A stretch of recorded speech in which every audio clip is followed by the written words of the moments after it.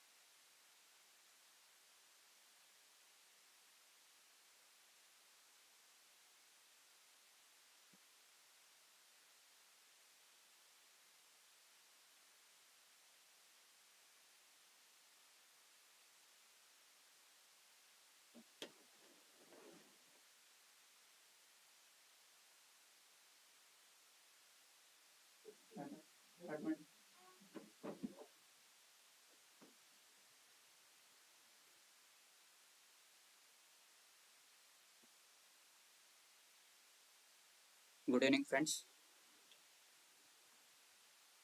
Spardha Lines YouTube ಚಾನಲ್ಗೆ ಸ್ವಾಗತ.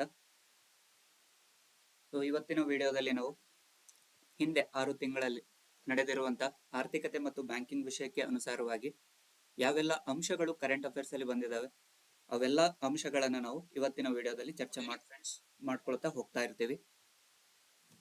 ಸ್ಪರ್ಧಾ ಲೈನ್ಸ್ ಯೂಟ್ಯೂಬ್ ಚಾನಲ್ಗೆ ಸ್ವಾಗತ. ಇವತ್ತಿನ ವಿಡಿಯೋದಲ್ಲಿ ನಾವು ಮೊದಲಿಗೆ ನಮ್ಮ ಸ್ಪರ್ಧಾ ಲೈನ್ಸ್ ಯೂಟ್ಯೂಬ್ ಚಾನಲ್ ಅಲ್ಲಿ ಯಾವೆಲ್ಲ ಅಂಶಗಳಿದಾವೆ ಅಥವಾ ಯಾವೆಲ್ಲ ವಿಷಯಗಳ ಕುರಿತಾದ ಮಾಹಿತಿಯನ್ನ ನಾವು ಆಲ್ರೆಡಿ ಯಾವೆಲ್ಲ ಅಂಶಗಳು ಇದಾವೆ, ಹೇಗೆ ಅವುಗಳು ಅಸ್ತಿತ್ವದಲ್ಲಿದ್ದಾವೆ, ಹೇಗೆ ಯೂಟ್ಯೂಬ್ ಅಲ್ಲಿ ಅವುಗಳು ಜಾರಿಯಲ್ಲಿದ್ದಾವೆ ಅನ್ನುವಂಥದ್ದನ್ನ ತಿಳಿದುಕೊಳ್ಳೋಣ. ಮೊದಲಿಗೆ ಇವತ್ತಿನ ವಿಡಿಯೋದಲ್ಲಿ ನಾವು 6 ತಿಂಗಳ ಮ್ಯಾಗಝಿನ್ ಅಂತ ನೋಡ್ತಾ ಇದೀವಿ. ಆಲ್ರೆಡಿ ಅದನ್ನ ನಾವು ಪಬ್ಲಿಷ್ ಮಾಡಿದೀವಿ. Which it was published since 2 months back ago. ಅಲ್ಲಿಂದ ಇಲ್ಲಿಯವರೆಗೆ ಒಳ್ಳೆ ರೆಸ್ಪಾನ್ಸ್ ಸಿಗ್ತಾ ಇದೆ ನಮ್ಗೆ.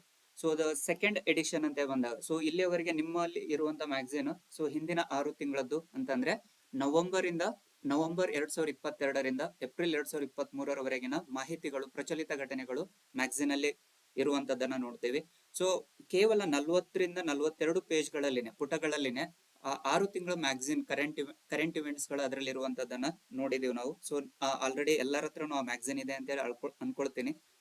Next second edition from May 2023 ಇಂದ ಹಿಡಿದು ಟಿಲ್ ಡಿಸೆಂಬರ್ ವರೆಗೆ, ಟಿಲ್ ಮೇ ಟು ಡಿಸೆಂಬರ್ ವರೆಗಿನ ಎಲ್ಲಾ ಪ್ರಚಲಿತ ಘಟನೆಗಳು ಇನ್ನೊಂದು ವೀಕ್ ಅಲ್ಲಿ ನಿಮ್ಗೆ ಅವೈಲೇಬಲ್ ಆಗುತ್ತೆ.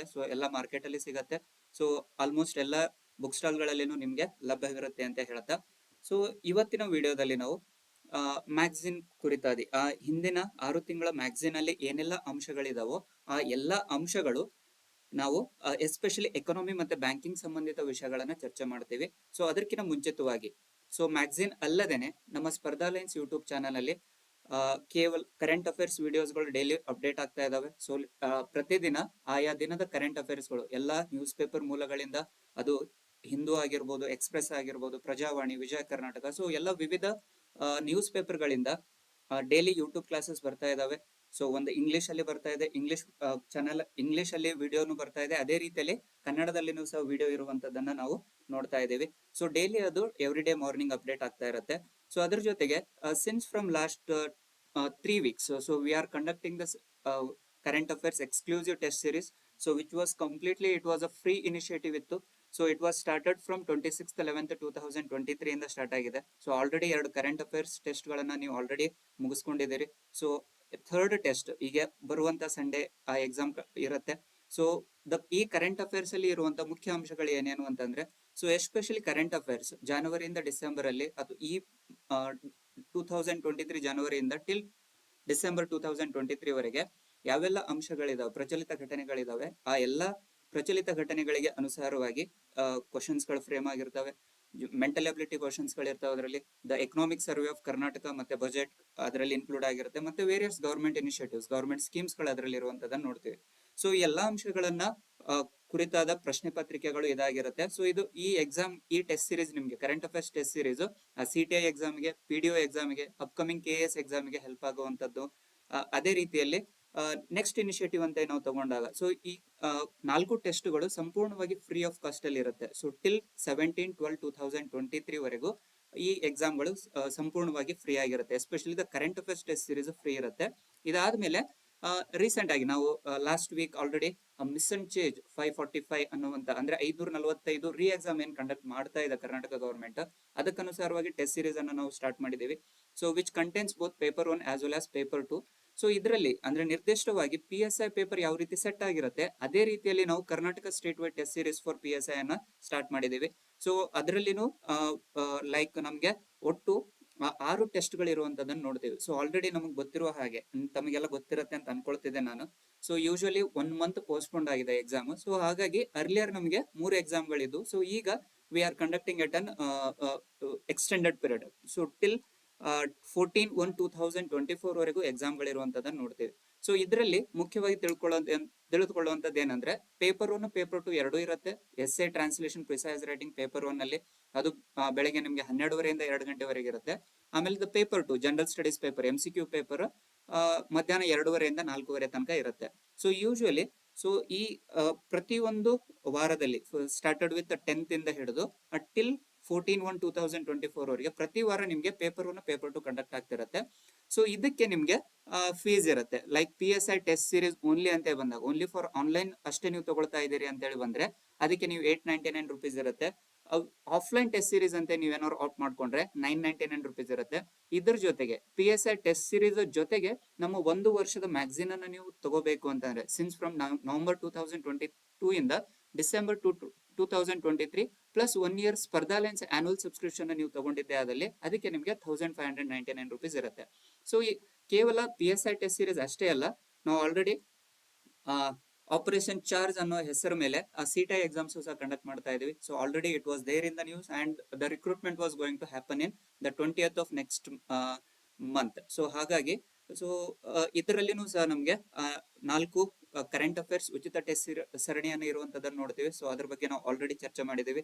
ಸೊ ಭಾಗ 2ರಲ್ಲಿ ದ ಆಪರೇಷನ್ ಚಾರ್ಜ್ ಅಂದ್ರೆ ಆಲ್ರೆಡಿ 245 ಸೀಟ್ CTI ಪರೀಕ್ಷೆ ಪ್ರಿಪೇರ್ ಆಗ್ತಿರುವಂತ ವಿದ್ಯಾರ್ಥಿಗಳಿಗೆ ಒಟ್ಟು ನಾವು 4 ಟೆಸ್ಟ್ ಸೀರೀಸ್ ಅನ್ನ ಕೊಡ್ತಾ ಇದೀವಿ. ಸೊ ಅದ 4 ಟೆಸ್ಟ್ ಸೀರೀಸ್ ಪ್ರತಿಯೊಂದು ಟೆಸ್ಟ್ ಅಲ್ಲಿನೂ ಸಹ ಮತ್ತೆ 2 ಪತ್ರಿಕೆಗಳಿರ್ತವೆ. ಸೊ CTI ಅಲ್ಲಿ ನಿಮ್ಗೆ ಆಲ್ರೆಡಿ ಗೊತ್ತಿರುವ ಹಾಗೆ ದ ಫಸ್ಟ್ ಪೇಪರ್ ಸಾಮಾನ್ಯ ಅಧ್ಯಯನದ ಮೇಲೆ ಇರುತ್ತೆ which contains the general studies paper which you need to study for your CTI paper. So general studies contains all the general studies papers like history, geography, polity, economy, current events, environmental science, so mental ability ಇವೆಲ್ಲ paper 1 ಅಲ್ಲಿ ಇರುವಂತದನ್ನ ನೋಡ್ತೀವಿ. So paper 2 ಅಲ್ಲಿ communication paper ಇರುತ್ತೆ. So usually communication paper which includes Kannada, English as well as computer awareness. So ಈ 3 subjects ಗಳು paper 2 communication paper ಅಲ್ಲಿ ಇರುತ್ತೆ. So ಇದ್ರ ಬಗ್ಗೆ ಆಲ್ರೆಡಿ ನಮ್ಮ ಯೂಟ್ಯೂಬ್ ಚಾನಲ್ ಅಲ್ಲಿ ವಿಡಿಯೋಸ್ ಗಳು ಇರುವಂತದನ್ನ ನಾವು ನೋಡಿದೀವಿ. ಸೊ ನಿಮ್ಗೆ ಆಲ್ರೆಡಿ ಗೊತ್ತಿರುತ್ತೆ. ಸೊ ಇನ್ ಕೇಸ್ ನಿಮ್ಗೆ ಗೊತ್ತಿಲ್ಲದೆ ಇದ್ರೆ ಸೊ ಯೂಟ್ಯೂಬ್ ಚಾನಲ್ ಗೆ ಹೋಗಿ ಸ್ಪರ್ಧಾ ಲೈನ್ಸ್ ಅಂತ ನೀವು ಟೈಪ್ ಮಾಡಿದ್ದೆ ಆದಲ್ಲಿ ಅಲ್ಲಿ ನಮ್ಮ ಚಾನಲ್ ಸಿಗುತ್ತೆ. ಅದನ್ನ ನೀವು ಸಬ್ಸ್ಕ್ರೈಬ್ ಮಾಡಿ ಅದರಲ್ಲಿ ವಿಡಿಯೋಸ್ ಗಳೆಲ್ಲ ಮಾಹಿತಿಗಳು ಸಿಗ್ತಾ ಇದಾವೆ. ಅದರಲ್ಲಿ ಪ್ಲೇ ಲಿಸ್ಟ್ ಇರುತ್ತೆ. ಸೊ ಕರೆಂಟ್ ಅಫೇರ್ಸ್ ಇರುತ್ತೆ, ಕನ್ನಡ ಗ್ರಾಮರ್ ಇರುತ್ತೆ, ನೆಕ್ಸ್ಟ್ ಇಂಗ್ಲಿಷ್ ಗ್ರಾಮರ್ ಇರುತ್ತೆ, ನೆಕ್ಸ್ಟ್ ಕಂಪ್ಯೂಟರ್ ಅವೇರ್ನೆಸ್ ಪೇಪರ್ ಸಹ ಡಿಸ್ಕಸ್ ಆಗಿರುವಂತದನ್ನ ನೋಡ್ತೀವಿ. ಅದ್ರ ಜೊತೆಗೆ ಕಂಪ್ಯೂಟರ್ ಮತ್ತೆ English Kannada previous year questions ಏನೆಲ್ಲ ಕೇಳಿದ್ದಾರೆ ಅದ್ರ ಮೇಲೆ ಡಿಸ್ಕಷನ್ಸ್ ಆಗಿರುವಂತದ್ದು ಸಹ ನಮ್ಮ ಯೂಟ್ಯೂಬ್ ಚಾನಲ್ ಅಲ್ಲಿ ಸಿಗುತ್ತೆ ನಿಮ್ಗೆ. ಸೊ ಅದರ ಸದುಪಯೋಗವನ್ನ ನೀವು ಪಡೆದುಕೊಳ್ಬಹುದು. ಸೊ ಇದರಲ್ಲಿ especially the operation charge CTI exam ಗೆ ಕೇವಲ ಆನ್ಲೈನ್ ಅಲ್ಲಿ ನೀವೇನಾದ್ರು ನಮ್ಮ ಟೆಸ್ಟ್ ಸೀರೀಸ್ ಅನ್ನು ತಗೋಬೇಕಾದ್ರೆ 699 ರುಪೀಸ್ ಇಲ್ಲಿ ಸ್ಕ್ಯಾನ್ ಮಾಡಿದ್ರೆ ನಿಮ್ಗೆ ಪೇ UPI ಇದಕ್ಕೆ ಹೋಗುತ್ತೆ. ಸೊ ಅದು 699 ಪೇ ಮಾಡಬೇಕು. ನೆಕ್ಸ್ಟ್ ಆಫ್ಲೈನ್ ಅಂತ ನೀವು ತಗೊಂಡ್ರೆ 799 ರುಪೀಸ್ ಇರುತ್ತೆ. With the annual subscription of ಸ್ಪರ್ಧಾ ಲೈನ್ಸ್ ಅಂದ್ರೆ ಕರೆಂಟ್ ಅಫೇರ್ಸ್ ಇನ್ಕ್ಲೂಡ್ ಆಗಿರುತ್ತೆ. 1 ವರ್ಷದ ಮ್ಯಾಗಝಿನ್ ಬೇಕು ಅಂತಂದ್ರೆ ನಿಮ್ಗೆ ಒಟ್ಟಾರೆ 1399 ರುಪೀಸ್ ಪೇ ಮಾಡಬೇಕಾಗಿರುತ್ತೆ. ಸೊ ಇಲ್ಲಿಯವರೆಗೆ ಇವೆಲ್ಲವನ್ನು ನಾವು ಆಲ್ರೆಡಿ ಪ್ರಚಲಿತ ಘಟನೆಗಳಾಗಿರ್ಬೋದು, ಎಕ್ಸಾಮ್ ಟೆಸ್ಟ್ ಸೀರೀಸ್ ಆಗಿರ್ಬೋದು, ಇವೆಲ್ಲವನ್ನು ನಾವು ಆಕ್ಟಿವ್ ಆಗಿ ಮಾಡ್ತಾ ಇದೀವಿ. ಸೊ ನಿಮ್ಮಿಂದ ಒಳ್ಳೆ ರೆಸ್ಪಾನ್ಸು ಬರ್ತಾ ಇದೆ ನಮ್ಗೆ. ಸೊ ಏನೆಲ್ಲ ಎಕ್ಸಾಮ್ ಗಳನ್ನ ನೀವು ಬರಿತಾ ಇದ್ದೀರೋ ಅದರ ಇಮಿಡಿಯೇಟ್ ಡೇ ಆಫ್ಟರ್ ಅಂದ್ರೆ ಸಂಡೇ ಬರೆದಾದ್ಮೇಲೆ ಮಂಡೇ ಅಲ್ಲಿ ನಿಮ್ಗೆ ರ್ಯಾಂಕಿಂಗ್ ಸಿಗುತ್ತೆ. ಸೊ ಯೂಶುವಲಿ ನಿಮ್ಮ ರಿಸಲ್ಟ್ ಅನ್ನು ಬಿಡುಗಡೆ ಮಾಡುತ್ತೆ ಸ್ಪರ್ಧಾ ಲೈನ್ಸ್ ಇಂದ. ಸೊ ಅದ್ರ ಜೊತೆಗೆ ಅದನ್ನ ರಿಸಲ್ಟ್ ಆಗ್ಲಿ ಅಥವಾ ನಮ್ಮ ಆ ಟೆಸ್ಟ್ ಏನ್ ಬರೆದಿರ್ತಾರೋ ಅದಕ್ಕೆ ಸಿನಾಪ್ಸಿಸ್ ಸಹ ನಾವು ಕೊಡ್ತಾ ಇದೀವಿ. So each and every question ಗೆ ಕರೆಕ್ಟ್ ಆನ್ಸರ್ ಯಾಕಿದೆ ಅಥವಾ ಯಾಕೆ ಅದು ರಾಂಗ್ ಆಗ್ತಾ ಇದೆ ಅನ್ನುವಂಥದ್ದು ಸಿನಾಪ್ಸಿಸ್ ಸಹ ನಾವು ರೆಡಿ ಮಾಡಿ ನಮ್ಮ ಟೆಲಿಗ್ರಾಮ್ ಗ್ರೂಪ್ ಚಾನಲ್ ಅಲ್ಲಿ ನಾವು ಅದನ್ನ ರಿಲೀಸ್ ಮಾಡ್ತಾ ಇದೀವಿ. ಸೊ ಎವ್ರಿ ಸಂಡೇ ನಿಮಗೆ ಎಕ್ಸಾಮ್ ಇರುತ್ತೆ, ಎವ್ರಿ ಮಂಡೇ ನಿಮ್ಗೆ ರಿಸಲ್ಟ್ ಅನೌನ್ಸ್ ಆಗುತ್ತೆ, ಎವ್ರಿ ಟ್ಯೂಸ್ಡೇ ನಿಮ್ಗೆ ಸಿನಾಪ್ಸಿಸ್ ಅಲ್ಲಿ ನಮ್ಮ ಟೆಲಿಗ್ರಾಮ್ ಚಾನಲ್ ಅಲ್ಲಿ ಸಿಗುತ್ತೆ. ಸೊ ಇವೆಲ್ಲದರ ಸದುಪಯೋಗ ಪಡೆದುಕೊಳ್ತಾ ಇದ್ದೀರಿ ಅಂತ ಹೇಳಿ ನಾನು ಅನ್ಕೊಳ್ತಾ ಇದ್ದೀವಿ. ಸೊ ಆಲ್ರೆಡಿ ನಮ್ಗೆ ಒಳ್ಳೆ ರೆಸ್ಪಾನ್ಸ್ ಸಿಕ್ಕಿದೆ ಸ್ಟೂಡೆಂಟ್ಸ್ ಇಂದ. ಲೈಕ್ ನಾವು ಎಕ್ಸಾಮ್ ಪ್ಯಾಟರ್ನ್ ಅನ್ನ ಎಕ್ಸಾಕ್ಟ್ಲಿ ಯಾವ ರೀತಿ KE ಅಥವಾ KPSC ಡಿಪಾರ್ಟ್ಮೆಂಟ್ ಯಾವ ರೀತಿ ಅರೇಂಜ್ ಮಾಡ್ತಾ ಇದೇನೋ ಅದೇ ರೀತಿಯಲ್ಲಿ ನಾವು ಎಕ್ಸಾಮ್ಸ್ ಅನ್ನ ಕಂಡಕ್ಟ್ ಮಾಡ್ತಾ ಇದೀವಿ. ಸೊ ಒಳ್ಳೆ ರೆಸ್ಪಾನ್ಸ್ ಇದೆ, ಸೊ ಒಳ್ಳೆ ರಿಸಲ್ಟ್ಸ್ ನಮಗೆ ಬರ್ತಾ ಇದಾವೆ. So I think you are benefiting out of the ಸ್ಪರ್ಧಾ ಲೈನ್ಸ್. ಸೊ ಹೀಗೆ ನಮ್ಮ ಚಾನೆಲ್ ಅನ್ನ ನೀವು ಸಬ್ಸ್ಕ್ರೈಬ್ ಮಾಡ್ಕೊಂತ ನಮಗೆ ಸಜೆಷನ್ಸ್ ಅನ್ನ ಕೊಟ್ಕೋತಾ ಇದ್ರೆ ನಿಮ್ಗೆ ಅವಶ್ಯಕತೆ ಇರುವಂತ ಎಲ್ಲಾ ಮಾಹಿತಿಗಳನ್ನ ನಾವು ತಿಳಿಸಲಿಕ್ಕೆ ನಮ್ಮ ಪ್ರಯತ್ನವನ್ನ ಮಾಡ್ತಾ ಇರ್ತೀವಿ. ಸೊ ಇಷ್ಟ ಹೇಳ್ತಾ ಮೊದಲಿಗೆ ನಾವು ನಮ್ಮ ಹಿಂದಿನ 6 ತಿಂಗಳಲ್ಲಿ ಅಂದ್ರೆ ನವೆಂಬರ್ 2022ರಿಂದ ಏಪ್ರಿಲ್ 2023ರವರೆಗಿನ ಯಾವೆಲ್ಲ ಅಂಶಗಳು especially those were related to economy and banking, those issues we are going to discuss in this video. So first ನಮಗೆ ಇಂಡಿಯಾ ಎಕ್ಸಿಮ್ ಬ್ಯಾಂಕ್ ರಿಪೋರ್ಟ್ ಅಂತ ಹೇಳಿ ಇದೆ. ಸೊ ಈ ಇಂಡಿಯಾ ಎಕ್ಸಿಮ್ ಬ್ಯಾಂಕ್ ವರದಿಯನ್ನ ಯಾರು ಬಿಡುಗಡೆ ಮಾಡ್ತಾರೆ ಅಂತ ನೇರವಾದ ಪ್ರಶ್ನೆಯನ್ನು ಕೇಳ್ತಾನೆ. So most of the exams ಅಲ್ಲಿ ಸೊ ನೇರವಾದ ಪ್ರಶ್ನೆಯನ್ನು ನೋಡ್ತಿರ್ತೀವಿ ನಾವು, ಎಸ್ಪೆಷಲಿ CTI ಆಗಿರ್ಬೋದು. And especially for those who are preparing for the CTI, the economy and banking is one of most important area you need to cover in the CTI. So ಇದರಲ್ಲೇ ನಿಮ್ಗೆ almost like 15 to 18% of the questions cover ಆಗ್ತಾ ಇರುತ್ತೆ. Especially the CTI ಗೆ economy banking ಬಹಳ important. And those who are also preparing for the banking exam, ಅದು SSC ಆಗಿರ್ಬೋದು R SBI ಆಗಿರ್ಬೋದು, IBPS ಆಗಿರ್ಬೋದು. ಸೊ ಇಂಥ ಎಕ್ಸಾಮ್ಸ್ ಗಳಲ್ಲಿ ಯಾರು ಪ್ರಿಪೇರ್ ಆಗ್ತಾ ಇದ್ದೀರಿ, ಸೊ ಅವರಿಗೂ ಸಹ ಎಕಾನಮಿ ಮತ್ತೆ ಬ್ಯಾಂಕಿಂಗ್ ಬಹಳ ಇಂಪಾರ್ಟೆಂಟ್ ಆಗುತ್ತೆ. ಸೊ ಆ ಎಲ್ಲ ವಿಷಯಗಳನ್ನ ಅನುಸಾರವಾಗಿ, ಆ ಎಲ್ಲದಕ್ಕೂ ಅನುಸಾರವಾಗಿರುವಂತಹ ಅಂಶಗಳನ್ನ ನಾವು ಇವತ್ತು ಡಿಸ್ಕಸ್ ಮಾಡ್ತಾ ಇದೀವಿ. So first India EXIM bank ವರದಿಯನ್ನ ಯಾರು ಬಿಡುಗಡೆ ಮಾಡ್ತಾರೆ ಅಂತ ಕೇಳಬಹುದು. So the Indian Exim bank report which it was released by the CII Exim Bank Regional Conclave on India Southern Africa Growth Partnership, which it was recently held in Johnsonburg. So recent ಆಗಿ ಒಂದು ಸಮಾವೇಶ ನಡೆಯುತ್ತೆ, CII ಮತ್ತು Exim bank ಪ್ರಾದೇಶಿಕ ಸಮಾವೇಶ. ಇದರ ಸಮಾವೇಶವನ್ನ Johannesburg ಅಲ್ಲಿ ನಡೆಯುವಂತದ್ದನ್ನ ನೋಡ್ತೀವಿ. ಸೊ ಇಲ್ಲಿ CII which is nothing but the Confederation of Indian Industry ಅಂತ ಹೇಳಿ ನೋಡ್ತೀವಿ ನಾವು. The Confederation of Indian Industry which it was established in 1895. The headquarters it was in Delhi. ಇದರ ಮುಖ್ಯ ಕಚೇರಿ ಡೆಲ್ಲಿಯಲ್ಲಿ ಇರುವಂತದ್ದನ್ನು ನೋಡ್ತೀವಿ. The headquarters for CII is in New Delhi. So ಇದ್ರ ಮುಖ್ಯವಾಗಿ ಇದು ನಾನ್ ಗವರ್ಮೆಂಟ್ ಆರ್ಗನೈಸೇಷನ್ ಅಂತ ಹೇಳ್ತೀವಿ ನಾವು. CII which is an completely a non governmental organization and as well as it is a non profitable organization ಅಂತ ಹೇಳಿ ನೋಡ್ತೀವಿ ನಾವು. ಸೊ ಹಾಗೇನೆ this according to the report, ಈ ರಿಪೋರ್ಟ್ ಏನ್ ಹೇಳುತ್ತೆ ಅಂತಂದ್ರೆ India has emerged as the top defence exporter to Africa nation ಅಂತ ನೋಡ್ತಾ ಇದೀವಿ ನಾವು. ಸೊ ಈ ವರದಿಯ ಪ್ರಕಾರ ಆಫ್ರಿಕಾಕ್ಕೆ ಅಗ್ರ ರಕ್ಷಣಾ ಪರಿಕರಗಳ ರಫ್ತುದಾರರಾಗಿ ಭಾರತ ಹೊರಹೊಮ್ಮಿರುವಂತದನ್ನು ನೋಡ್ತೀವಿ. ಸೊ ರೀಸೆಂಟ್ ಎರವನ್ನ ನೋಡಿದ್ರೆ ಈ ರೀತಿಯಾದ ಪ್ರಶ್ನೆಗಳನ್ನು ನಾವು ಪ್ರಶ್ನೆ ಪತ್ರಿಕೆಯಲ್ಲಿ ಕಾಣ್ತೇವೆ. ಸೊ ಇತ್ತೀಚೆಗೆ ಭಾರತ ಯಾವ ದೇಶಕ್ಕೆ ಅತಿ ಹೆಚ್ಚು ರಕ್ಷಣಾ ಪರಿಕರಗಳ ರಫ್ತುದಾರರಾಗಿ ಹೊರಹೊಮ್ಮಿದೆ ಅಂತ ಕೇಳ್ತಿರ್ತಾನೆ. ಸೊ ಇಲ್ಲಿ ನೆನಪಲ್ಲಿರ್ಲಿ. ಸೊ ಭಾರತ ದೇಶ ಆಫ್ರಿಕಾ ಖಂಡಕ್ಕೆ ಅತಿ ಹೆಚ್ಚಿನ ರಕ್ಷಣಾ ಪರಿಕರಗಳ ರಫ್ತುದಾರ ಆಗಿರುವಂತದನ್ನ ನಾವು ನೋಡ್ತಾ ಇದೀವಿ. ನೆಕ್ಸ್ಟ್ 2017ರಿಂದ 2021ರವರೆಗಿನ ಅವಧಿಯಲ್ಲಿ ಸೊ ಇಲ್ಲಿ ಮಾರಿಷಿಯಸ್, ಮೊಜಾಂಬಿಕ್ ಮತ್ತು ಸಿಯಾಚಿಲ್ ಈ ದೇಶಗಳು ಮೇಡ್ ಇನ್ ಇಂಡಿಯಾದ ಶಸ್ತ್ರಾಸ್ತ್ರಗಳನ್ನು ಆಮದು ಮಾಡಿಕೊಳ್ಳುವಲ್ಲಿ ಅಗ್ರ 3 ದೇಶಗಳಾಗಿರುವಂತದನ್ನ ನೋಡ್ತಾ ಇದೀವಿ. ಸೊ ಇಲ್ಲಿ the Mauritius, Mozambique and Seychelles are the top importers of made in India arms between 2017 and 2021. So made in India ಅನ್ನುವಂಥದ್ದು ಸೊ ಇಲ್ಲಿ ಅತಿ ಹೆಚ್ಚು ಉತ್ಪಾದನೆಯನ್ನ ಎಸ್ಪೆಷಲಿ ಶಸ್ತ್ರಾಸ್ತ್ರಗಳನ್ನ ರಫ್ತು ಮಾಡುವಲ್ಲಿ ಅತಿ ಹೆಚ್ಚಿನ ಪ್ರಾಮುಖ್ಯತೆಯನ್ನು ಕೊಡ್ತಾ ಇದೆ. ಅಂದ್ರೆ ಎಲ್ಲಾ ರೀತಿಯಾದ ಉತ್ಪನ್ನಗಳನ್ನ, ಶಸ್ತ್ರಾಸ್ತ್ರಗಳನ್ನ ನಮ್ಮ ದೇಶದಲ್ಲಿ ಉತ್ಪಾದನೆ ಮಾಡಲಿಕ್ಕೆ ಮೇಡ್ ಇನ್ ಇಂಡಿಯಾ ಇನಿಷಿಯೇಟಿವ್ ಬಹಳ ಉಪಯುಕ್ತವಾಗಿರುವಂತದ್ದನ್ನ ನೋಡ್ತೇವೆ.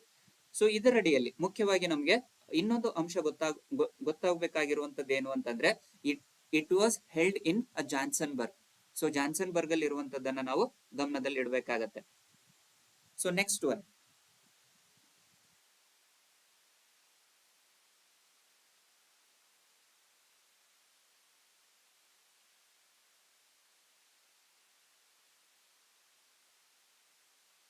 ಸೊ ನೆಕ್ಸ್ಟ್ ಟಾಪಿಕ್ ಅನ್ನ ನೋಡೋದಾದ್ರೆ it was floating financial literacy camp.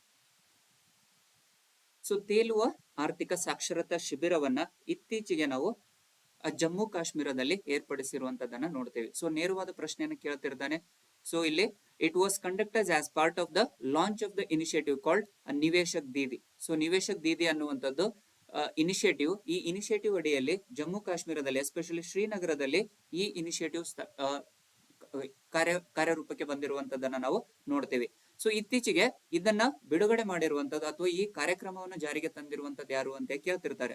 So ಇದನ್ನು ಜಾರಿಗೆ ತಂದಿರುವಂತದ್ದು IPPB, Indian postal payment bank ಅಂತ ನೋಡ್ತೀವಿ ನಾವು. So recently and this was first floating financial literacy camp ಅಂತ ಹೇಳಿ ನೋಡ್ತೀವಿ ನಾವು. So India's first floating literacy camp ಅನ್ನ ಯಾರು ಬಿಡುಗಡೆ ಮಾಡಿದ್ದಾರೆ ಅಂತ ಕೇಳಿದ್ರೆ ದಟ್ ಈಸ್ IPPB. ಯಾವ ಪ್ರಾಂತ್ಯದಲ್ಲಿ ಅಥವಾ ಯಾವ ರಾಜ್ಯದಲ್ಲಿ ಅಂತ ಹೇಳಿ ಕೇಳಿದಾಗ ಅದು ಜಮ್ಮು ಕಾಶ್ಮೀರದಲ್ಲಿ ಅಂತ ಹೇಳಿ ಗೊತ್ತಿರ್ಬೇಕು ಸ್ನೇಹಿತರೆ. ಸೊ ಇದರಲ್ಲಿ ಮುಖ್ಯವಾಗಿ ನಾವು ನೋಡುವಂತದ್ದು Niveshak Didi initiative. It is on implemented based on the concept of by the women and for the women ಅಂತ ನೋಡ್ತಾ ಇದ್ವಿ. ಸೊ ಮಹಿಳೆಯರಿಗಾಗಿ ಈ ಒಂದು ವಿಚಾರದ ಅನುಸಾರವಾಗಿ ನಿವೇಶಕ್ ದೀದಿ ಎಂಬ ಕಾರ್ಯಕ್ರಮವನ್ನು ಜಾರಿಗೆ ತಂದಿರುವಂತದನ್ನು ನೋಡ್ತೀವಿ. ಸೊ ಇದರ ಮುಖ್ಯ ಕರ್ತವ್ಯ ಅಥವಾ ಇದರ ಮುಖ್ಯ ಉದ್ದೇಶ ಏನಾಗಿರುತ್ತೆ ಅಂದ್ರೆ ಹೆಣ್ಮಕ್ಕಳಿಗೆ ಫೈನಾನ್ಷಿಯಲ್ ಲಿಟರಸಿಯನ್ನ ಅಥವಾ ಹಣಕಾಸಿನ ವಿಚಾರವಾಗಿ ಅದರ ಬಗ್ಗೆ ಮಾಹಿತಿಯನ್ನು ಒದಗಿಸುವಂತ ಕಾರ್ಯವನ್ನ ಈ ತೇಲುವ ಆರ್ಥಿಕ ಸಾಕ್ಷರತಾ ಶಿಬಿರ ಏರ್ಪಡಿಸಿರುವಂತದನ್ನ ನೋಡ್ತೀವಿ.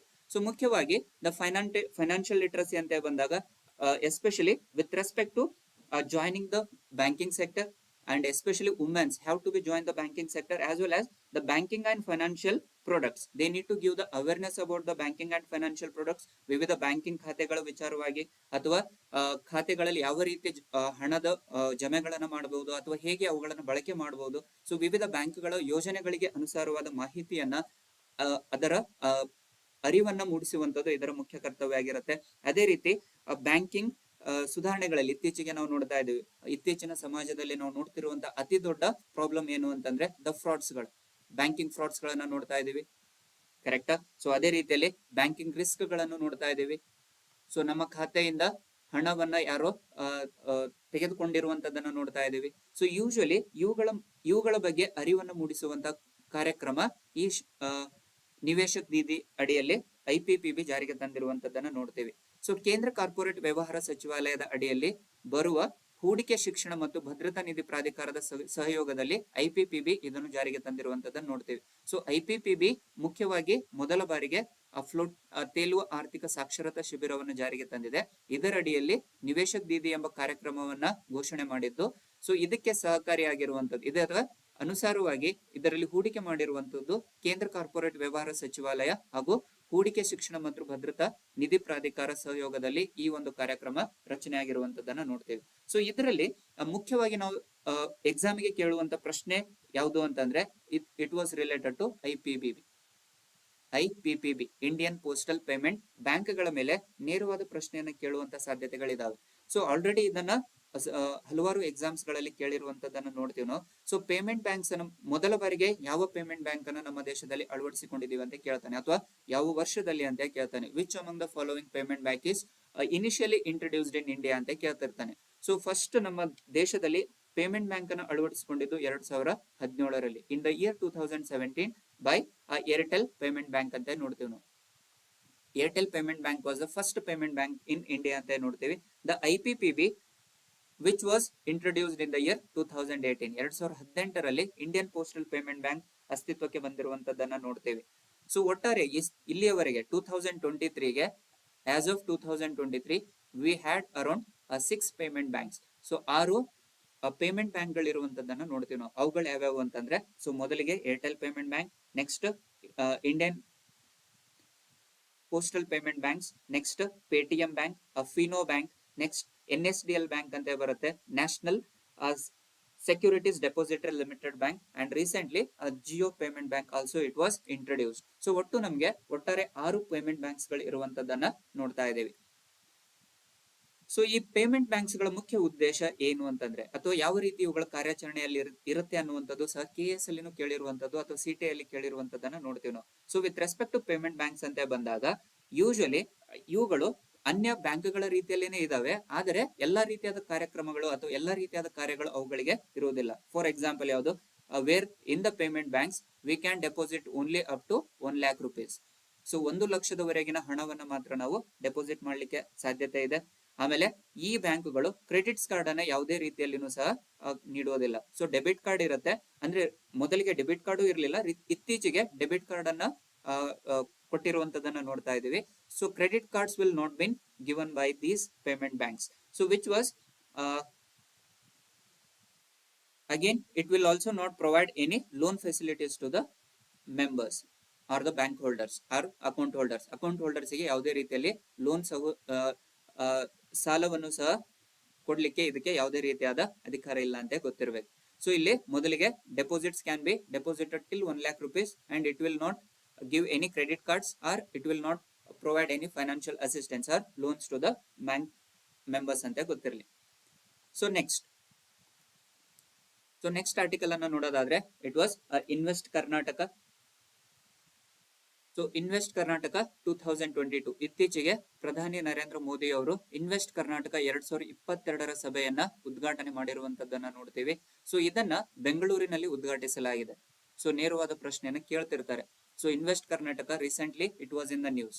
ಸೊ ಯಾರು ಇದನ್ನ ಉದ್ಘಾಟನೆಯನ್ನ ಮಾಡಿದ್ರು ಅಂತ ಕೇಳ್ತಿರ್ತಾನೆ, ಅಥವಾ in which city it was initiated ಅಂತ ಕೇಳ್ತಿರ್ತಾನೆ. So it was organised in Bengaluru to attract a foreign investments and to create a development plan for the next decade. So ಮುಂದಿನ 10 ವರ್ಷಗಳವರೆಗಿನ ಅವಧಿಗೆ ಕರ್ನಾಟಕದಲ್ಲಿ ಹೆಚ್ಚಿನ ಭದ್ರತೆಯನ್ನು ಒದಗಿಸಲಿಕ್ಕೆ ಅತಿ ಹೆಚ್ಚಿನ ಹೂಡಿಕೆಗಳನ್ನ ನಮ್ಮ ದೇಶಕ್ಕೆ ತರುವಂತ ಪ್ರಯತ್ನ ಇನ್ವೆಸ್ಟ್ ಕರ್ನಾಟಕದಾಗಿರುತ್ತೆ. ಸೊ ಇದರಲ್ಲಿ ಇನ್ವೆಸ್ಟ್ ಕರ್ನಾಟಕದ ಮುಖ್ಯ ಧ್ಯೇಯವಾಕ್ಯ ಏನು ಅಂತಂದ್ರೆ ದ ಥೀಮ್ ಅನ್ನುವಂಥದ್ದು ಕೇಳ್ತಿರ್ತಾನೆ.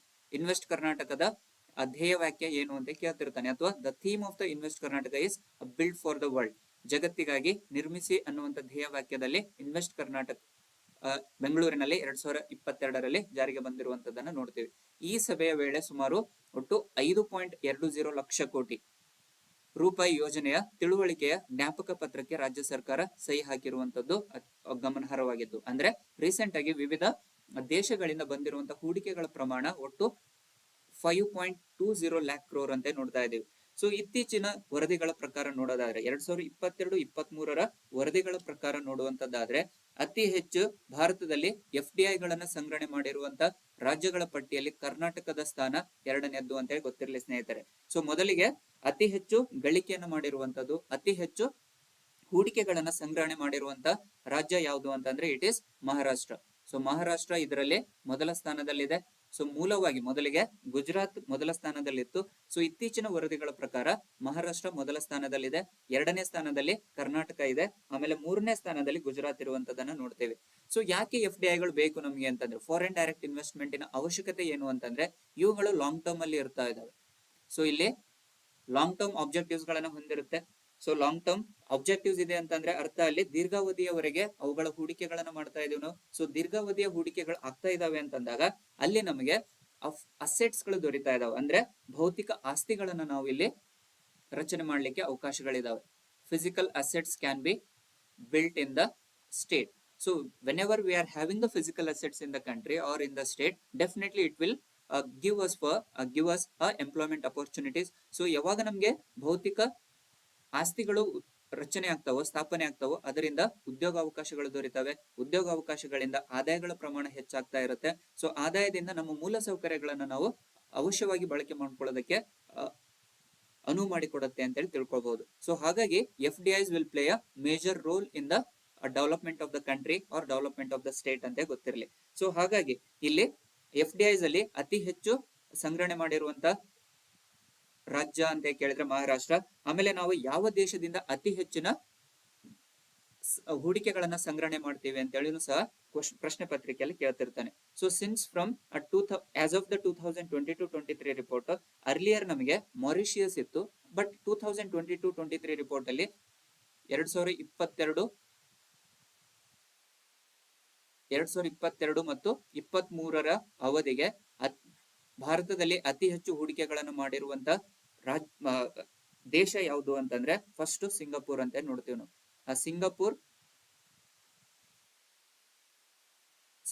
ದೇಶ ಅತಿ ಹೆಚ್ಚು ಹೂಡಿಕೆಗಳನ್ನು ಮಾಡಿದೆ, especially in the with respect to the Indian context ಅಂತ ಬಂದಾಗ, where we are having most of the foreign direct investments from the Singapore, which composed of around 30% ಇದೆ. The contribution of Singapore is more than 30%. ಅದಾದ್ಮೇಲೆ Singapore ಆದ್ಮೇಲೆ 2ನೇ ಸ್ಥಾನದಲ್ಲಿ ನಾವು Mauritius ಅನ್ನ ನೋಡ್ತೀವಿ. ಅತಿ ಹೆಚ್ಚು ಭಾರತದಲ್ಲಿ ಸಂಗ್ರಹಣೆ ಮಾಡಿರುವಂತ ದೇಶಗಳಲ್ಲಿ 2ನೇದು ಮಾರಿಷಿಯಸ್, ಹಾಗೆ 3ನೇದು USA ಇದೆ.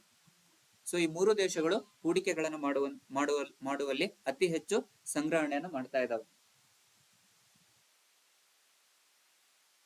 ಸೊ ನೆಕ್ಸ್ಟ್ ಸೊ ರೀಸೆಂಟ್ ಆಗಿ ಕೆಲವು ಬದಲಾವಣೆಗಳನ್ನ ನೋಡ್ತೀವಿ ನಾವು, ಲೈಕ್ FDIs ಅಲ್ಲಿ.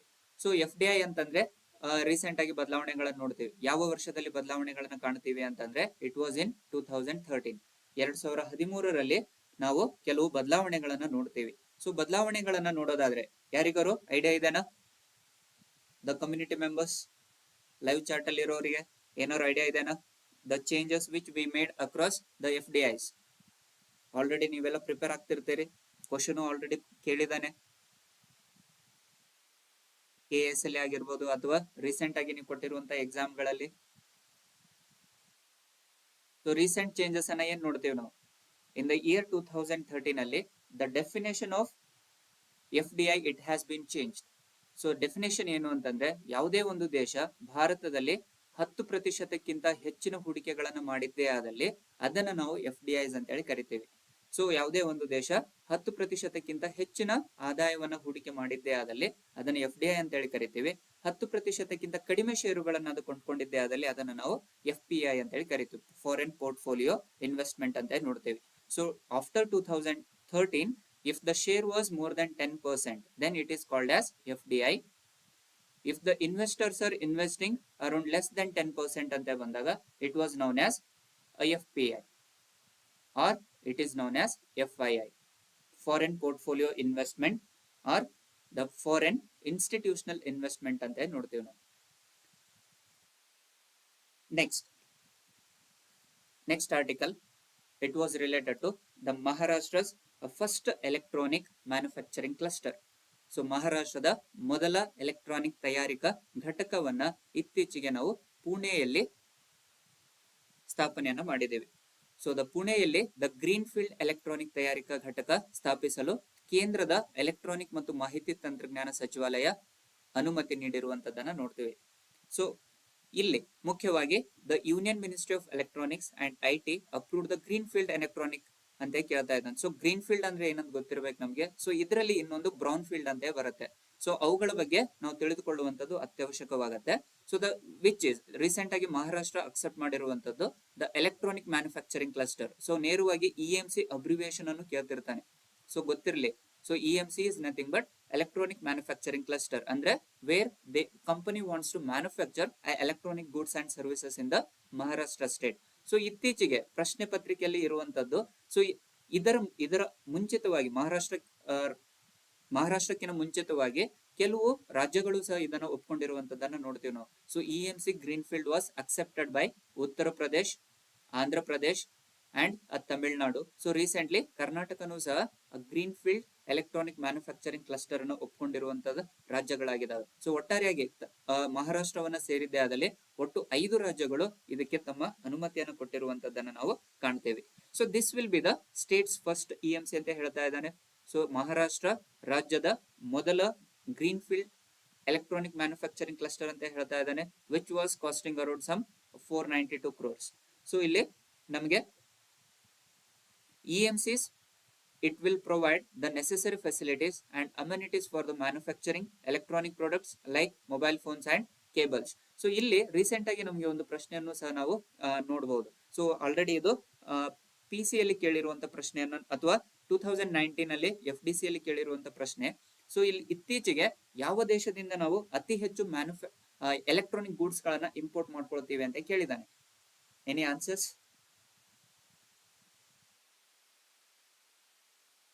Any answers with the community? ಸೊ ಇತ್ತೀಚೆಗೆ ಯಾವ ದೇಶದಿಂದ ನಾವು ನಮ್ಮ ದೇಶದಲ್ಲಿ ಅತಿ ಹೆಚ್ಚಿನ ಎಲೆಕ್ಟ್ರಾನಿಕ್ ಗೂಡ್ಸ್ ಗಳನ್ನ ಆಮದು ಮಾಡ್ಕೊಳ್ತಾ ಇದ್ದೀವಿ? ಯಾವ ದೇಶ ಅತಿ ಹೆಚ್ಚು ನಮ್ಮ ದೇಶಕ್ಕೆ ಎಲೆಕ್ಟ್ರಾನಿಕ್ ಗೂಡ್ಸ್ ಗಳನ್ನ ಆಮದು ಮಾಡ್ತಾ ಇದೆ?